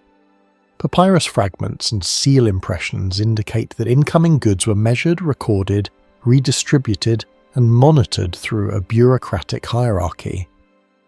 Some inscriptions reference deliveries from distant agricultural regions along the Nile Valley and from Nubian territories to the south. Archaeologists estimate that major temple complexes like the Ramesseum may have controlled agricultural estates producing thousands of tons of grain annually. Such quantities required coordinated transport, labour scheduling, storage rotation, and spoilage prevention. The scale resembles logistical systems later seen in Roman state granaries. Yet the Ramesseum existed nearly 1,000 years earlier. This raises an uncomfortable historical question. If a Bronze Age civilization could manage large-scale inventory systems without modern mathematics, digital tracking, or mechanized transport, how advanced was its organizational intelligence actually? Ancient storage facilities should have been ideal environments for infestation. Grain attracts insects and rodents, papyrus decays rapidly in humid conditions, oils become contaminated. Yet the Ramesseum maintained long-term storage on a massive scale.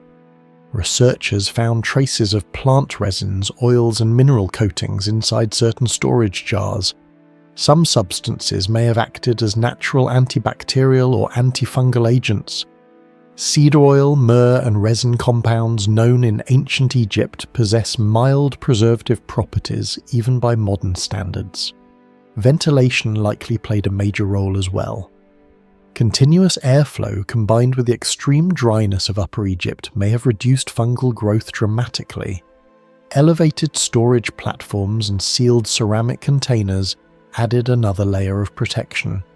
Still, the efficiency remains surprising. Many modern grain facilities require active climate control systems to prevent contamination. The Egyptians appear to have achieved partial versions of the same results using architecture alone. Do you think the hidden chambers beneath the Ramesseum still contain lost engineering secrets from ancient Egypt?